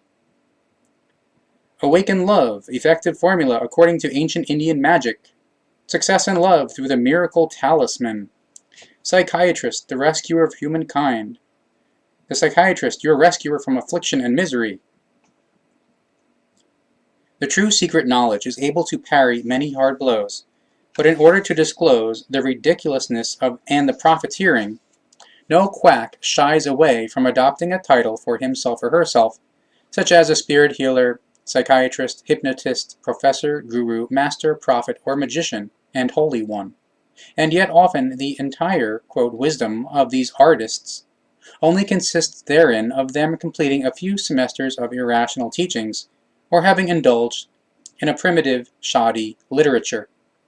Shoddy literature, which is introduced to people under pompous titles, as for example, quote, spirit healing, quote, the way to spirit healing, quote, how to become a psychiatrist, quote, you, the great psychiatrist, quote, magic arts, etc., etc. It should indeed be self-evident and clear that the above-mentioned quacks, scientists, charlatans, and deceivers have in no wise anything to do with those who conduct their science, their spirit healing, hypnosis, etc., soundly and honestly, with the necessary knowledge and ability. Unfortunately, however, it is so, that of all people, it is the great deceivers, charlatans, and would-be greats with very well-known names that have usurped the various areas of the healing, deceiving the people, and writing large, thick books. It is in no wise disputed that various human beings are absolutely capable to operate as spiritual healers, hypnotists, telepaths, telekinetists, etc., because the spiritual and the consciousness-based powers are undeniably the mightiest. They are powers that are even able to destroy matter. Through them things can be accomplished which are regarded as unexplainable, or miracles, to the layman, but seen naturally are absolutely normal. But with a demonstration of such spiritual or consciousness-based powers, greatest caution is recommended because deception and charlatanry are very much at home in this area and are often only immensely difficult to verify. This is especially the case where a human being is delusional or where he or she can be very easily influenced. And it is exactly through these delusional and easily influenced human beings, who unfortunately also usually still believe in the nonsense of the 6th and 7th or even in all 13 books of Moses, that all kinds of charlatans and deceivers gain the upper hand.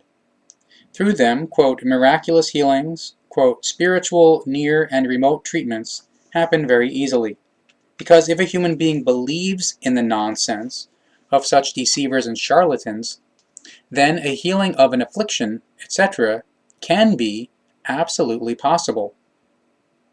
However, that the healing lies completely in the patient's own power because he or she is convinced of a healing or of any other success is concealed from him or her by the charlatans, pendulumists, deceivers, and other swindlers.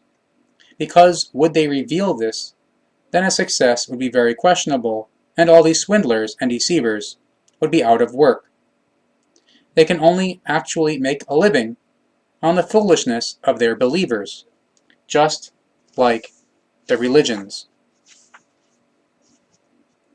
Really serious human beings, who in all honesty use secret knowledge, or shared secret knowledge, for the benefit of love for the next one, and for the help of the fellow human beings, do not indulge themselves in the pompous, irrational teachings and in the pseudo-knowledge. These human beings think further and attempt to decipher the great secrets of the natural logic and the laws of nature, and to make them usable for the well-being of the human beings. Actual, serious scientists and helpers make an effort for real cognitions and great beneficial knowledge in reference to the entire life of the human being. These are devoid of any unsound fantasies and, quote, small-minded irrational teaching. But unfortunately, these kinds of scientists and helpers are very hard to find, since on account of their honest and real knowledge and ability, on account of their profound cognitions and deeds, they are avoided, suppressed, and pushed into the background by their colleagues, etc. But this has been going on since time immemorial, because the incomprehensible and new, or the incomprehensible and new, which in reality is already thousands of years old, will not be accepted because certain sciences are not able to free themselves from their, quote, small-minded, irrational teachings.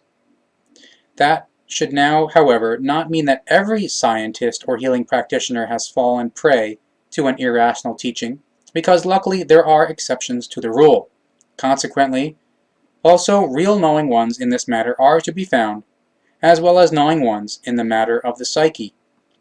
Knowing ones who have recognized the fact that a stricken psyche cannot be healed with medication or other poisons, etc., and that a recovery of a psychically stricken human being can only be completely achieved by the patient himself or herself. Therefore, also, no psychiatrist can bring any recovery to a psychically stricken human being, because such can only be initiated and accomplished by the respective patient himself or herself. Therefore, a helper or psychiatrist represents only a guide for the patient, if the necessary cognizance for this really exists. However, this wisdom is based by and large on a much deeper wisdom that is generally learned and applied.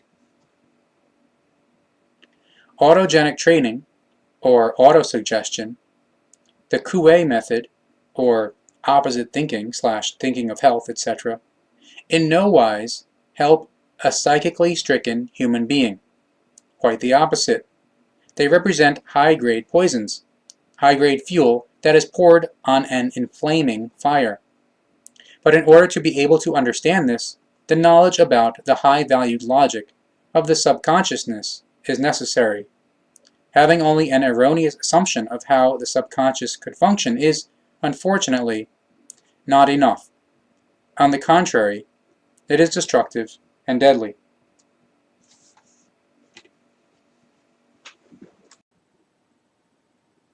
Page 170. The Three Golden Rules. Positive thinking. How does one think positively? Number 1. From childhood on, every human being normally possesses a wishful dream. A wishful dream construct existing in his or her fantasy of something that he or she someday would like to bring to fruition, or of which he or she simply gladly dreamt or dreams of.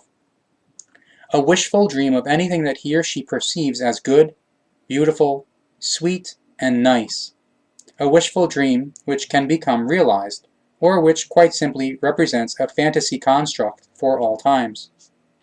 In any case, however, a wishful dream is better if it can one day become realized.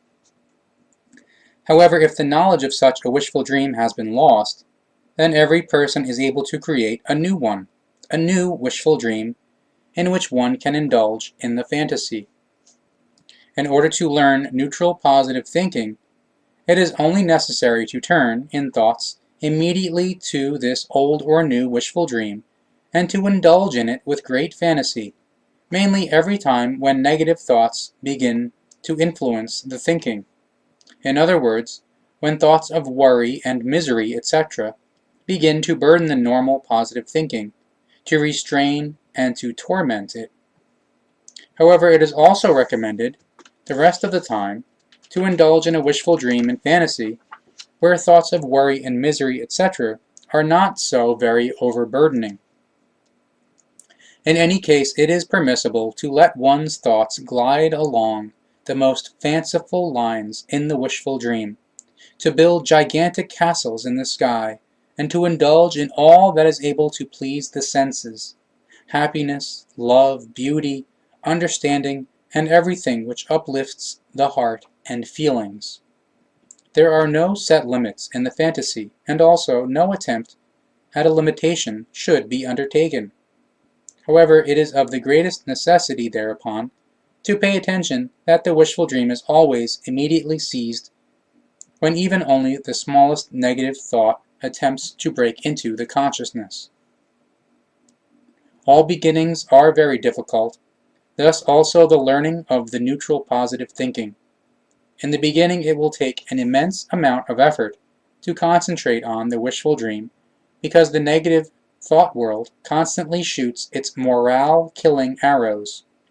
Unceasingly, the subconsciousness tries to push the rampant negative goods of thoughts into the foreground, through which a concentration on the wishful dream can be brought about only very laboriously.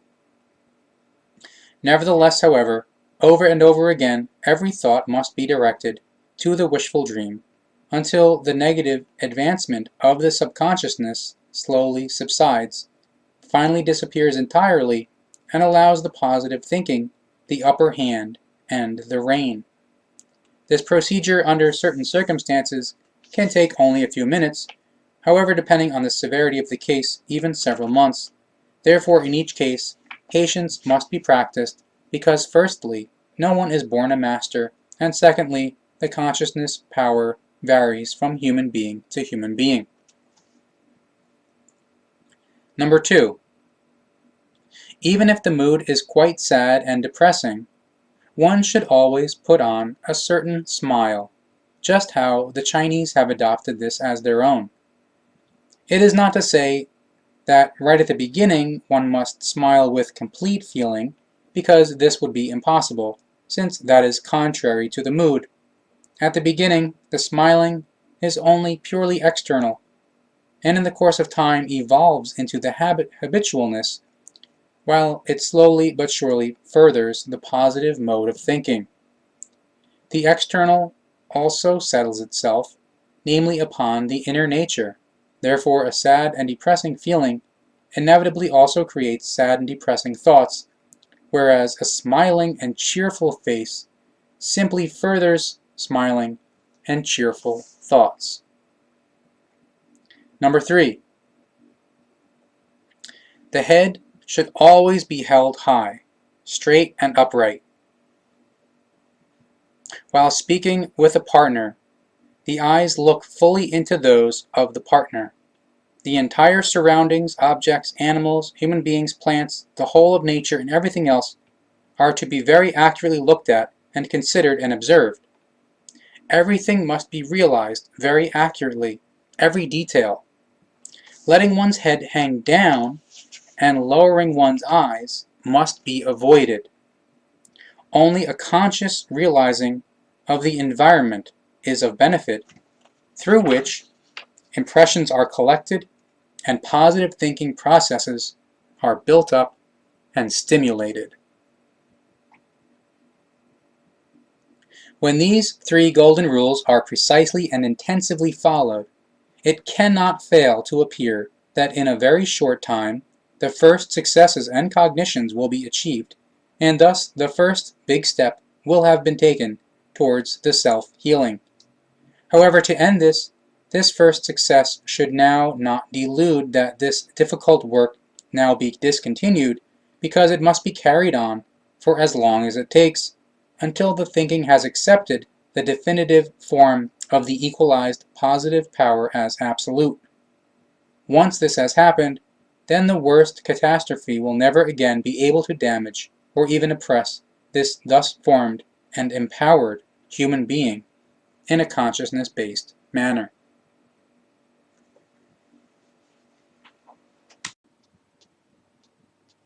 Page 178. The 10 recommendations. Additional behavior in connection with the 3 golden rules. Number 1. It must be absolutely avoided to spend more time than necessary behind, quote, 4 walls. This means that as much as possible, one must breathe fresh air and spend a lot of time outdoors. Long walks in the forest and fields are required and indispensable. Number 2. During the walks, one should often shout out loud. A name is best suited for this, which is shouted out with all the power of one's voice, as if searching for someone in the vicinity.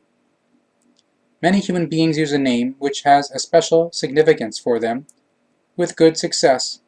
This shouting out tremendously loosens the suppressed feelings and trepidations in the inner nature, through which one begins to feel freer and more joyful. Number 3. While taking a stroll, one should sing as loudly as possible, in which case happy and humorous songs are very valuable. So, for example, Where Mountains Rise, Wandering is the Miller's Joy, Cheerful is the Gypsy's Life, Anne Marie, Durst Oberland Uf, and so on and so forth. This singing likewise loosens the suppressed feelings and the trepidations in the inner nature. However, one should pay attention that they are sung with a really loud, strong voice, because only in this way is it rightly effective. Whether the human being is musical or not, in no wise plays any role. The main thing is that they are sung as loudly as possible. Number 4. During the walk, it is advisable that the long stretches often be walked barefoot with alternating gaits. Thus, it is recommended to go one time at a normal pace, in order then to run quickly or to employ a sprint for a short stretch. Number 5. From time to time, one should allow oneself a short rest and to sit down somewhere if possible, in which case one should also indulge oneself fancifully in a wishful dream, or in beautiful and pleasant memories, which even during the walks should generally not be set aside from one's attention. Number 6. During the walks and rests, it is of importance that everything is accurately heard, observed, and considered. Flowers, animals, trees, birds, and everything that the ears hear and the eyes see are of absolute importance. That it should be accurately heard, observed, looked at, and considered means that it must be realized. Therefore, really quite accurately heard and looked at and considered, not just superficially. Every detail should be accurately heard, observed, and looked at and considered. Accurate hearing and accurate consideration and observation trigger neutral and positive thoughts, which, on the other hand, fasten themselves firmly in the memory as ineradicable recollections, through which remembering and the concentration power are regained or strengthened. Number 7. One reflects over one's deeds and speech and one's own thoughts, and reproaches oneself in all honesty and criticism for committed errors. Number 8.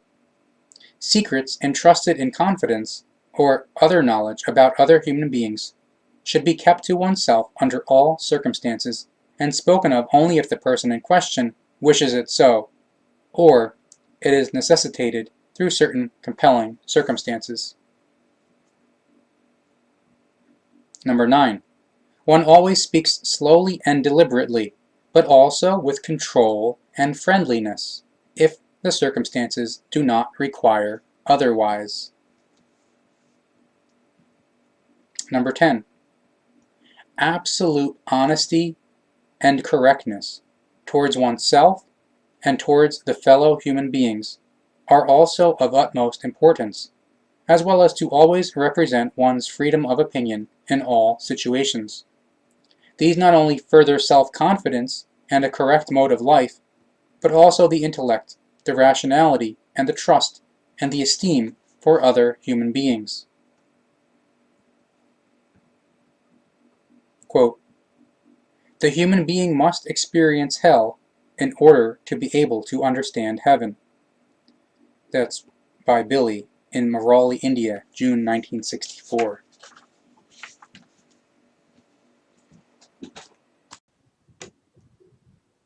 Page 184.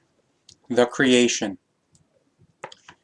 Creation is that which is responsible for the universe and all life. It is the most primal, immense, and greatest power which one can only ever imagine. The creation is the being and non-being of the life. It is the most tremendous mass of spiritual energy that can possibly be. It is spirit in the purest form, and is immeasurable in its wisdom.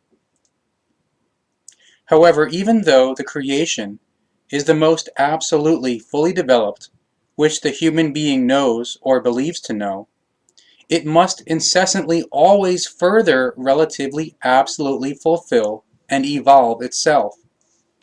Thus, the creation incessantly always brings forth new spirit clusters, which in the form of a human spirit, quote, animates or inhabits the human being. This human spirit now has its mission to fulfill, in that it, through countless rebirths, incessantly advances and develops further and reaches the relative absolute fulfillment. Once this occurs, through countless lives, then the spirit returns back to the creation and becomes one with it, through which the creation further relatively, absolutely fulfills itself and always becomes more immense. However, the spirit of the human being in its beginning is fully unknowing and devoid, so it must slowly store knowledge and wisdom within itself and evolve itself. The more lives the spirit has behind it, the more knowing and wiser it becomes. And only spiritual knowledge and spiritual wisdom characterize the human being, his or her life, and his or her consciousness. From this one is to recognize. The more humanly and worldly a human being thinks and acts, the more underdeveloped he or she is in the spirit and in the consciousness, because worldly and human thinking means that a human being stands at a primary and still much in need of progress stage of the spiritual and consciousness-based evolution. In general, the mass of humankind is quite consciously kept at this stage by authorities and governments, partly because they themselves are not instructed any better, but also partly because through it the human being can become enslaved and suppressed to the greatest measure. The most terrible machinations in relation to this are practiced by the religions, who undermine the self-confidence of the human beings, and by cunning and treachery drive them to a false submissiveness before an imaginary God.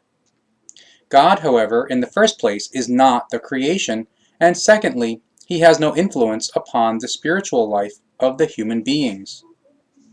For willing and comprehending human beings, this can be proven if they are responsive to logic. God is a human being, which Emmanuel, or alias Jesus Christ, himself has already stated. God is an expression for a human being who stands in a consciousness-based manner above kings and emperors.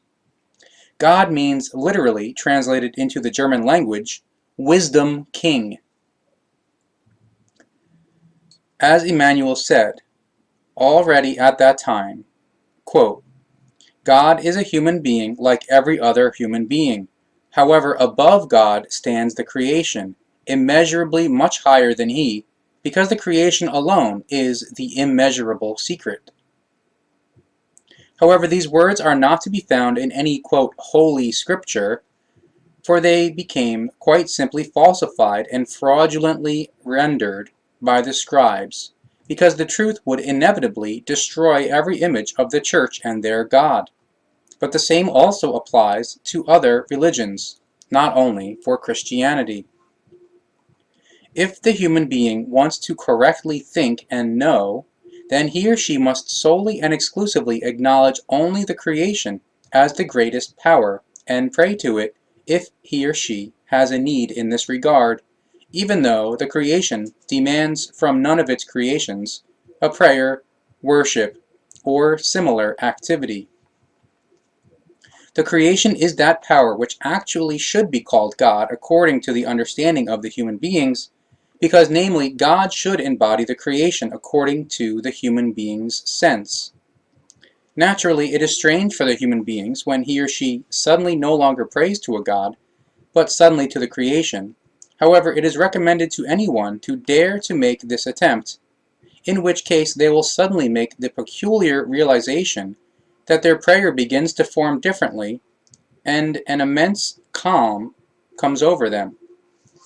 And this human being then also makes the realization that their prayers now suddenly become heard, and their life turns towards the goodness and happiness.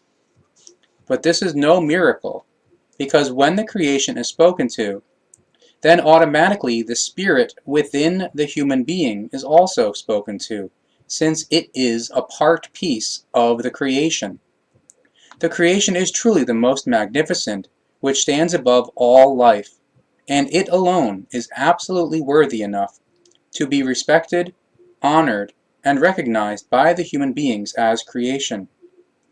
The worship and veneration of a god, however, as the religions are able to offer, is contrary to nature and false. Whosoever knows this and still acts falsely contravenes against the creational laws and hinders his or her own way of the evolution to the consciousness-based and spiritual relative absolute fulfillment, the way of the consciousness-based and spiritual knowledge and the creational wisdom.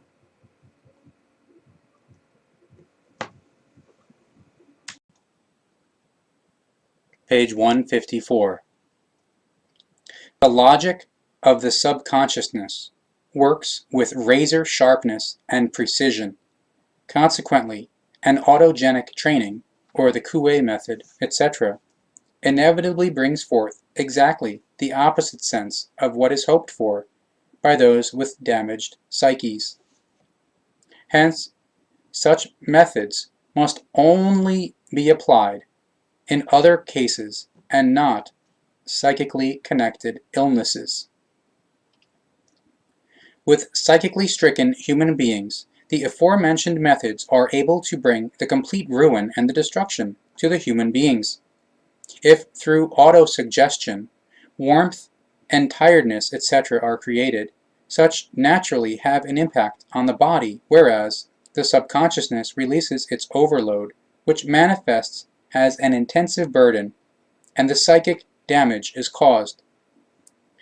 The Coué method, or go, go, go, or I'm feeling better and better and better, etc., creates exactly the same symptoms in the subconsciousness as an autogenic training.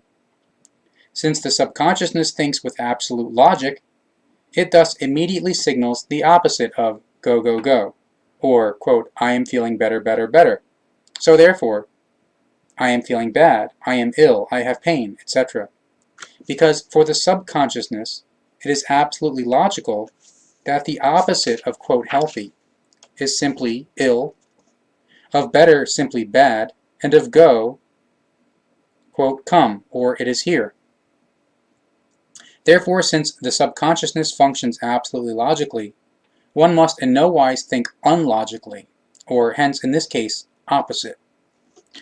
Autosuggestive, Coué method, etc. Because such methods are really only appropriate for psychically healthy human beings, whereas they are able to bring a psychically stricken human being to the complete destruction. However, if this unlogic is nevertheless practiced by psychiatry, etc., then through it, an irresponsible, destructive, and deadly irrational teaching is applied and spread.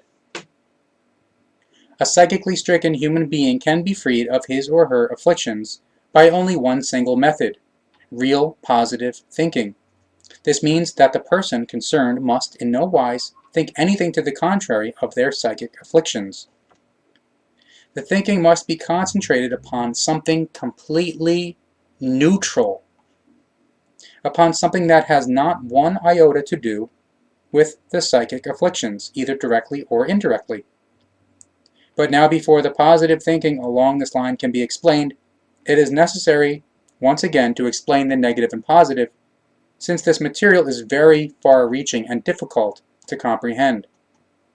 Therefore, an explanation of the kinds of thoughts, positive or negative, already mentioned in another place, is to be described in more detail. It was already stated that thoughts can be divided into only two kinds: positive or negative.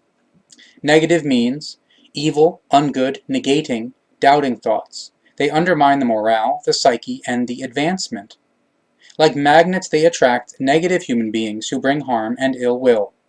Every kind of failure and disharmony find entry into the life.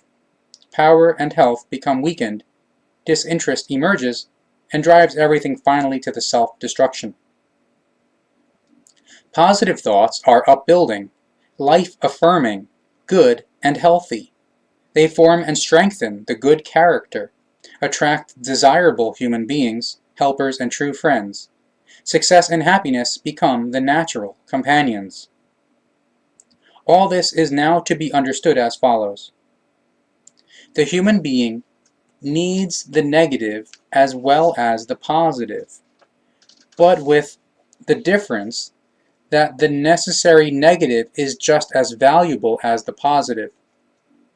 That means that the negative and the positive, to a large extent, are of equal value and therefore form a single component.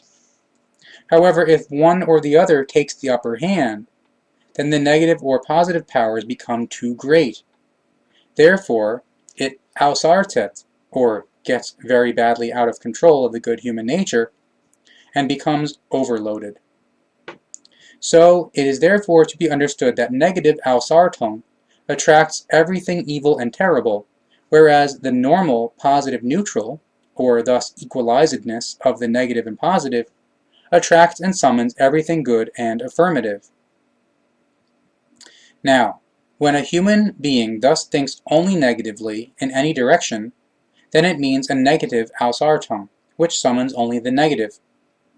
However, if a human being thinks only from a positive point of view, then again it means an Ausartung, which likewise brings only harm, namely in the respect that through the too great, quote, goodness, or mostly created through the irrational teachings of religions, the particular human being will be taken advantage of by third parties.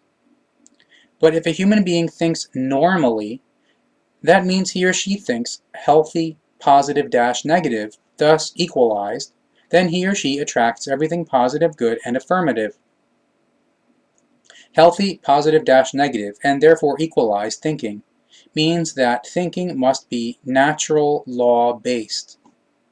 Natural law-based means, again, that just as much positive as negative must exist, however, without any Ausartung, which is without any of the very badly getting out of the control of the good human nature. This law can be explained with the following example. If in the wild an animal assorted, then based on natural law it will be destroyed, extinguished, and killed. Either the animal is destroyed by elemental powers, by illness or infirmity, by other animals, or by human beings, etc. A negatively ausgeartetes animal in the wild is logically based on natural law, therefore destroyed and killed.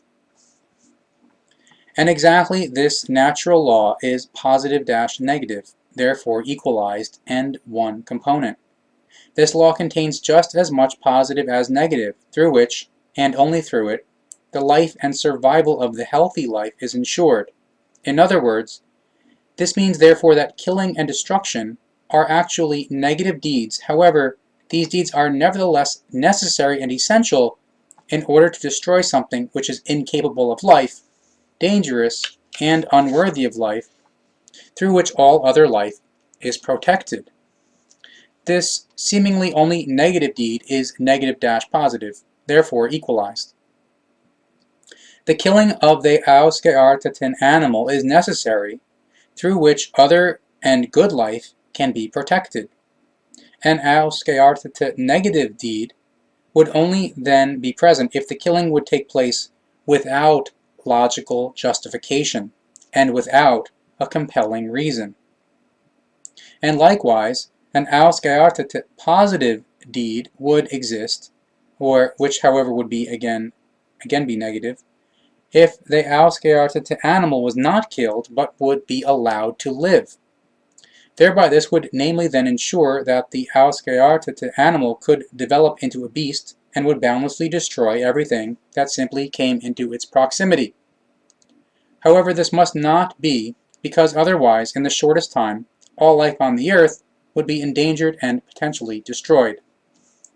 Therefore, to prevent this, everything is logically subject to a quite distinct natural law, which, without any Ausartung is just as much negative as positive. According to nature, therefore, any Ausartung must be destroyed, which is fully logical, because only then can the healthy life be preserved. Therefore, it is also only logical that the nature fights back against everything that the human being, with his or her erroneous development and with his or her megalomania, undertakes negatively against it.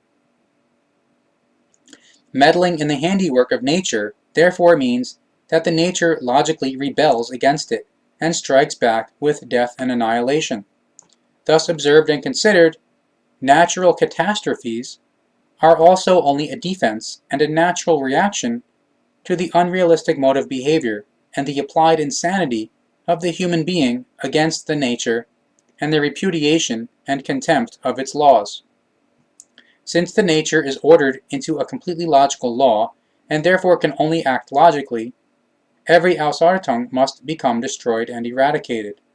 But the nature can only follow this logical law when it is logical within itself, and that is exactly what it is because the nature is in itself logically structured. A logical mode of thinking for the human being is just as much natural law-based as the logical mode of behavior of the nature itself. However, with the human being, the circumstance exists that he or she must first learn and recognize the compliance with the laws of nature. From this it results that he or she must therefore first equalize the negative-positive thinking in order that he/she can then follow the laws of nature.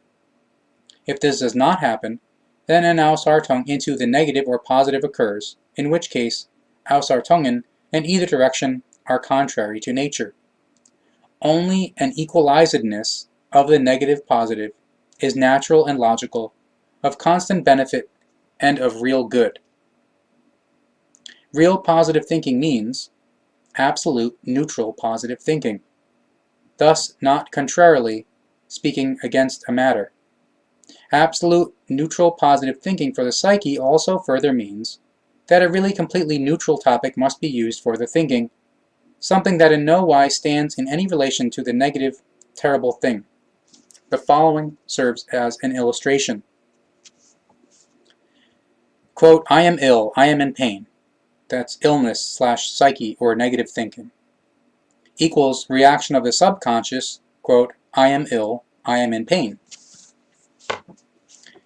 Every day I feel better and better, etc.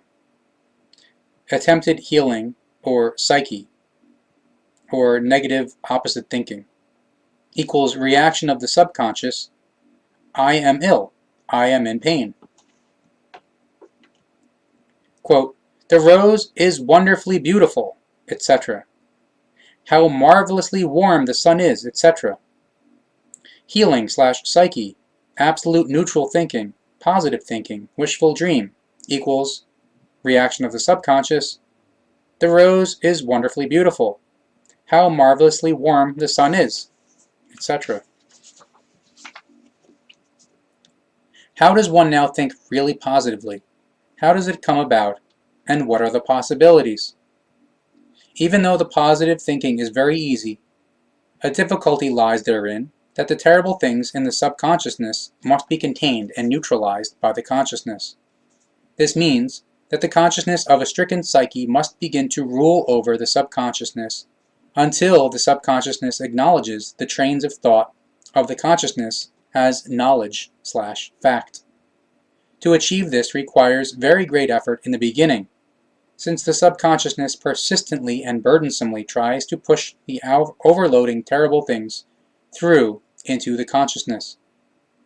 That is why it is absolutely necessary that the constant attempts of the subconsciousness to penetrate and push through are intensely, or stubbornly, maybe even obsessively, pushed aside and displaced with neutral goods of thoughts, or wishful dream, etc., through which slowly but surely emerges a superimposition and dissolution of the terrible things in the subconsciousness, which are displaced and in the end totally neutralized. The best neutral positive mode of thinking is represented by a wishful dream, although other neutral positive goods of thoughts can also be used. It should, however, be stated that a wishful dream for very many human beings is much simpler and easier to use than any other neutral positive thinking material. It is also specifically pointed out that any neutral positive thinking must be thus applied as if it were present. Thus, e.g., if a flower garden is thought of and fantasized as a wishful dream, then it must be thought of as present. In no wise must it appear in the future tense, as e.g., quote, I will or would like to do this and that, or, quote, it would be nice if I could do this or that, which then must already be again evaluated as a future wish. Only the pure and clear present tense is logical in this respect, and this means quite simply, quote, I do this and that, or, quote, I am doing this and that because it is nice. The wishful dream must therefore be thought of and envisaged in the absolute present tense, thus as if the wishful dream was actually and already in the present.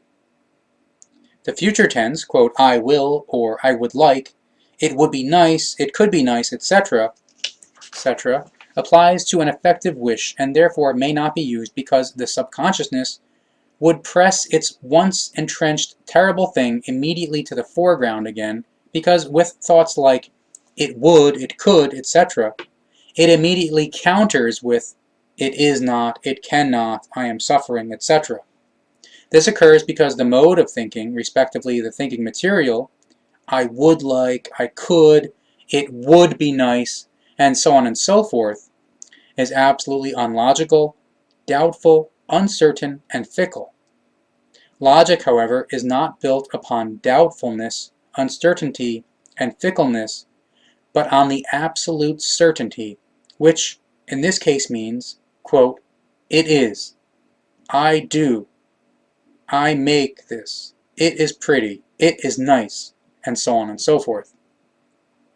Logic is the absolute certainty, which is built upon the absolute certainty of the law of nature. Unlogic, however, is absolute uncertainty, which is based upon contrary to nature confusions, irrational teachings on irrealism, doubt, fickleness, and unknowledge, etc.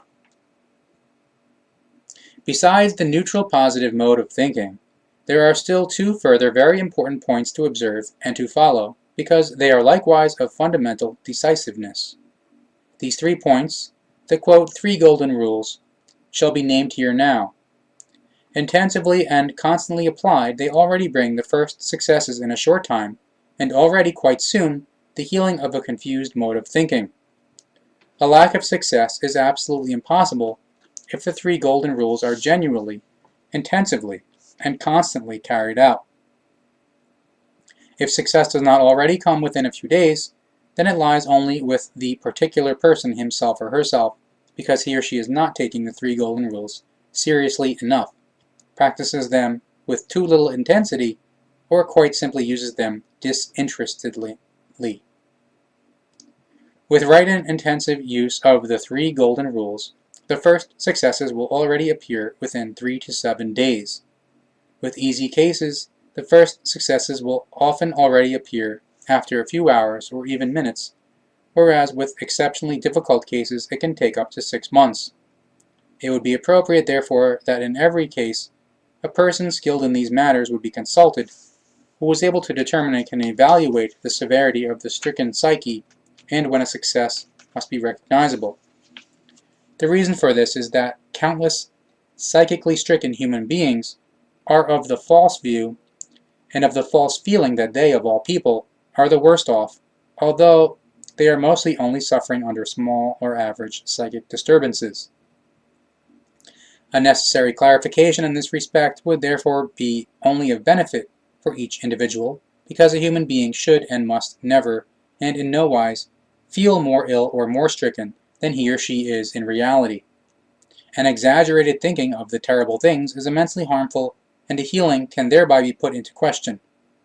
Clarification by a qualified person in respect to the severity of the affliction is therefore necessary, and of importance, if the particular human being is not capable of doing it for himself or herself. A self-assessment in every wise is admittedly immensely difficult, and unadvisable for everyone, because in order to be able to do this, he or she needs a very great power of assessment and self-honesty.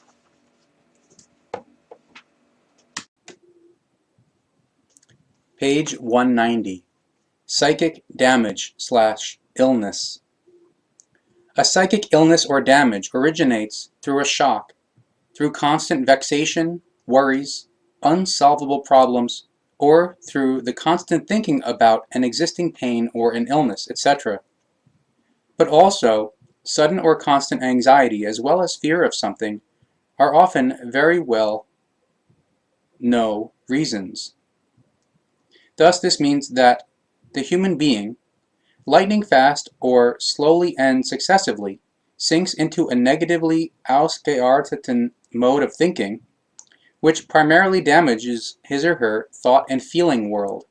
Then the center of the autonomic nervous system and the whole system itself, through which then, slowly but surely, all of the organs of the body and the ability to feel and perceive. In the course of time, psychosomatic afflictions emerge, which spread themselves so far until with time all sorts of organic and bodily afflictions appear. Ulcers, rashes, and eczema, and so on and so forth, are not unusual. Through the autonomic nervous system, first and foremost, are damaged stomach, liver, intestines, kidneys, and gallbladder. However, also the heart and the head are affected by nerves, and in the end the whole body is drawn in. Hence, these palpable pains of all kinds are almost unbearable and of constant intensity. With time, the human being thus disturbed feels an increasing and persistent aversion for everything and everyone. Then follows a disinterest towards the work, the environment, the neighbor, and himself or herself. Any work and every movement become too much, and it results in an intense listlessness and lethargy. He or she feels as if they are the most ill human being in the world, and they are no longer able to recognize the sense of the life. For days and weeks they take refuge in their bed and their own four walls, and no longer want to see anyone, because their fellow human beings disturb and disgust them, exactly as all food begins to repulse them, and therefore they eat only very little. Bodily and physically still completely healthy, no doctor is able to detect any illnesses. However, also externally, no illness is to be detected by the layperson, which unfortunately often as well leads them to insult these psychically ill human beings as fakers, which only further damages the ill ones and drives them into an almost hopeless isolation, and often even to suicide. Very many psychically ill human beings entrust themselves to doctors and psychiatrists, who maltreat them with medications of all kinds, or Valium, Serestra, Librium, and other psychopharmaceuticals of all kinds, and with injections and electroshocks. However, psychopharmaceuticals, under some circumstances and in certain cases, represent the greatest poison for a psychically ill person, because they very rapidly worsen the whole process even more. Indeed, various medications of this kind exert a very calming effect, but they all have the dangerous effect that the brain, and through it, the thinking power, becomes stupefied. As long as this stupefaction lasts, the patient may feel somewhat calmer and better, but as soon as the effect wears off, the reality descends upon him or her all the worse. Since a psyche illness can solely and exclusively be created only by the type and power of the thoughts, thus it means that it is a brainless and incomprehensible idiocy if it is combated only with whichever medications. In every case, using only medications for such an illness is harmful, however, never of benefit. Since a psychic illness can only be created through the feeling and thought world, it is also only possible to further cure it through the feeling and thought world. A fact that unfortunately is trod underfoot by many doctors and psychiatrists as well as psychologists, because they are unknowledgeable of the truth.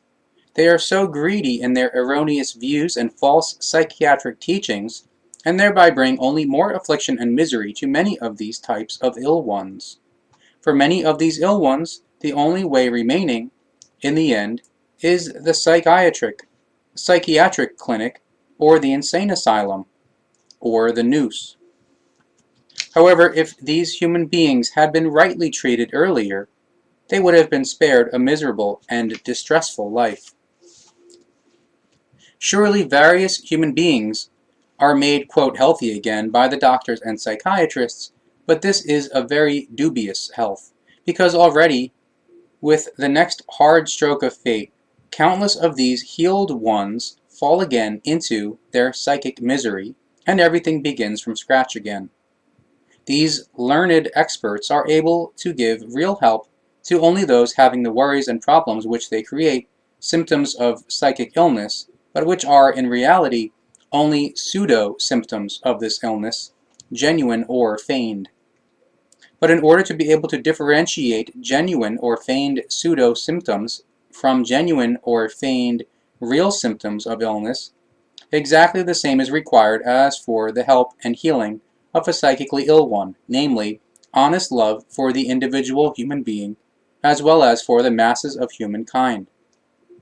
Only a human being whose feelings are developed and is thereby capable of feeling-based impulsations can become psychically ill. However, through negative influences and thoughts, these feelings and fine spiritual perceptions are brought into confusion, to false reactions, and to coldness. Thus a bad and oppressive feeling develops in the chest as if it were constricted by metal bands. States of anxiety and depression then begin to control and to incessantly crush the human being. Therefore, the beginning of the absolute self-destruction has then already started. But should the psychically ill one now become healed, then for that multifarious things are necessary, but never solely a medicinal poison or other poisonous substances. The greatest part of the healing work must be taken over by the patient himself or herself, namely, quote, decluttering of the brain and bringing the thoughts into a neutral positive track, carrying out necessary messages, building up a new thought and knowledge world for oneself, going barefoot, going for walks in the fresh air as much as possible, and walking with quick steps, often shouting out any words loudly with utmost volume, and likewise singing cheerful or merry songs. But in order to do all this, the patient must first build up a will of his or her own, and then make it automatic. Namely, it is fundamentally false if it is claimed that the human being possesses a will of his or her own, because for each deed and action, etc., the human being in reality must first build up a will. But this is not easy, and is as good as impossible without guiding help. In the first place, it is absolutely impossible to give a psychically ill human being the necessary help if the helping person does not empfindet, which means, empfinden means to perceive in a fine, fluidal wise. If the helping person does not empfindet, to perceive in a fine, fluidal wise, honest love for him or her, and also not able to give it to him or her in a feeling-based manner.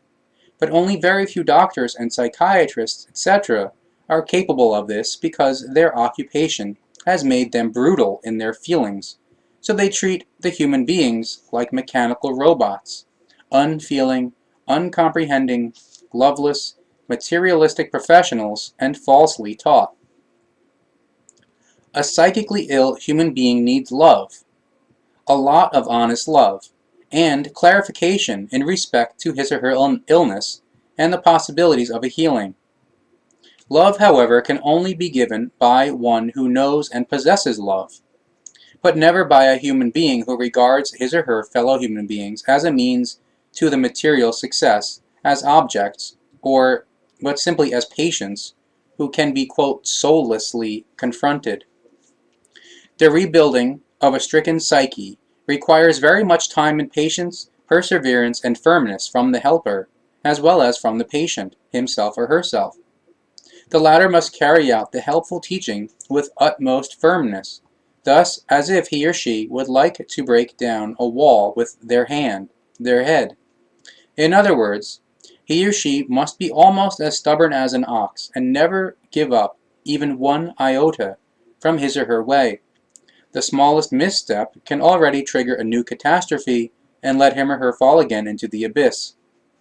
Also, weather conditions thereby play a very big role because a psychically ill person is especially very susceptible to them. If the afflictions known to the patient appear again intensified due to weather conditions, then they may not be allowed under any aspect to be evaluated as a relapse, but purely only as to what they really are, namely, appearances which are created by weather conditions and automatically disappear again. If a patient begins to think in a wishful dream, then he or she will often experience a true hell within the first 3 days. This is because the subconsciousness constantly nags and harasses and does not want to allow the wishful dream to arise. But that improves after 3 days if one, again and again, intensively reaches for the wishful dream. Between the 3rd and 7th day, it is a guarantee that the first success emerges, somehow and somewhere, if one intensively persists on the implementation of the teaching. For each human being, the success is varied, because each individual thinks differently and feels differently. This is why it cannot be stated in advance as to how and where the first success will be. The psychic illnesses can be influenced very well through magnetopathy when the necessary knowledge and ability exists in the helping person, which, however, again requires a great love for the fellow human beings. This type of help, however, is of much benefit because it releases pain and trepidations and makes the head and feeling center freer and lighter. Thus the patient feels much freer and lighter from the beginning, indeed often even becomes quite rapidly freed of pain, a fact which is, unfortunately, contested and objected to by unprofessional doctors, psychiatrists, and know-it-alls out of their unintellect and their irrationality.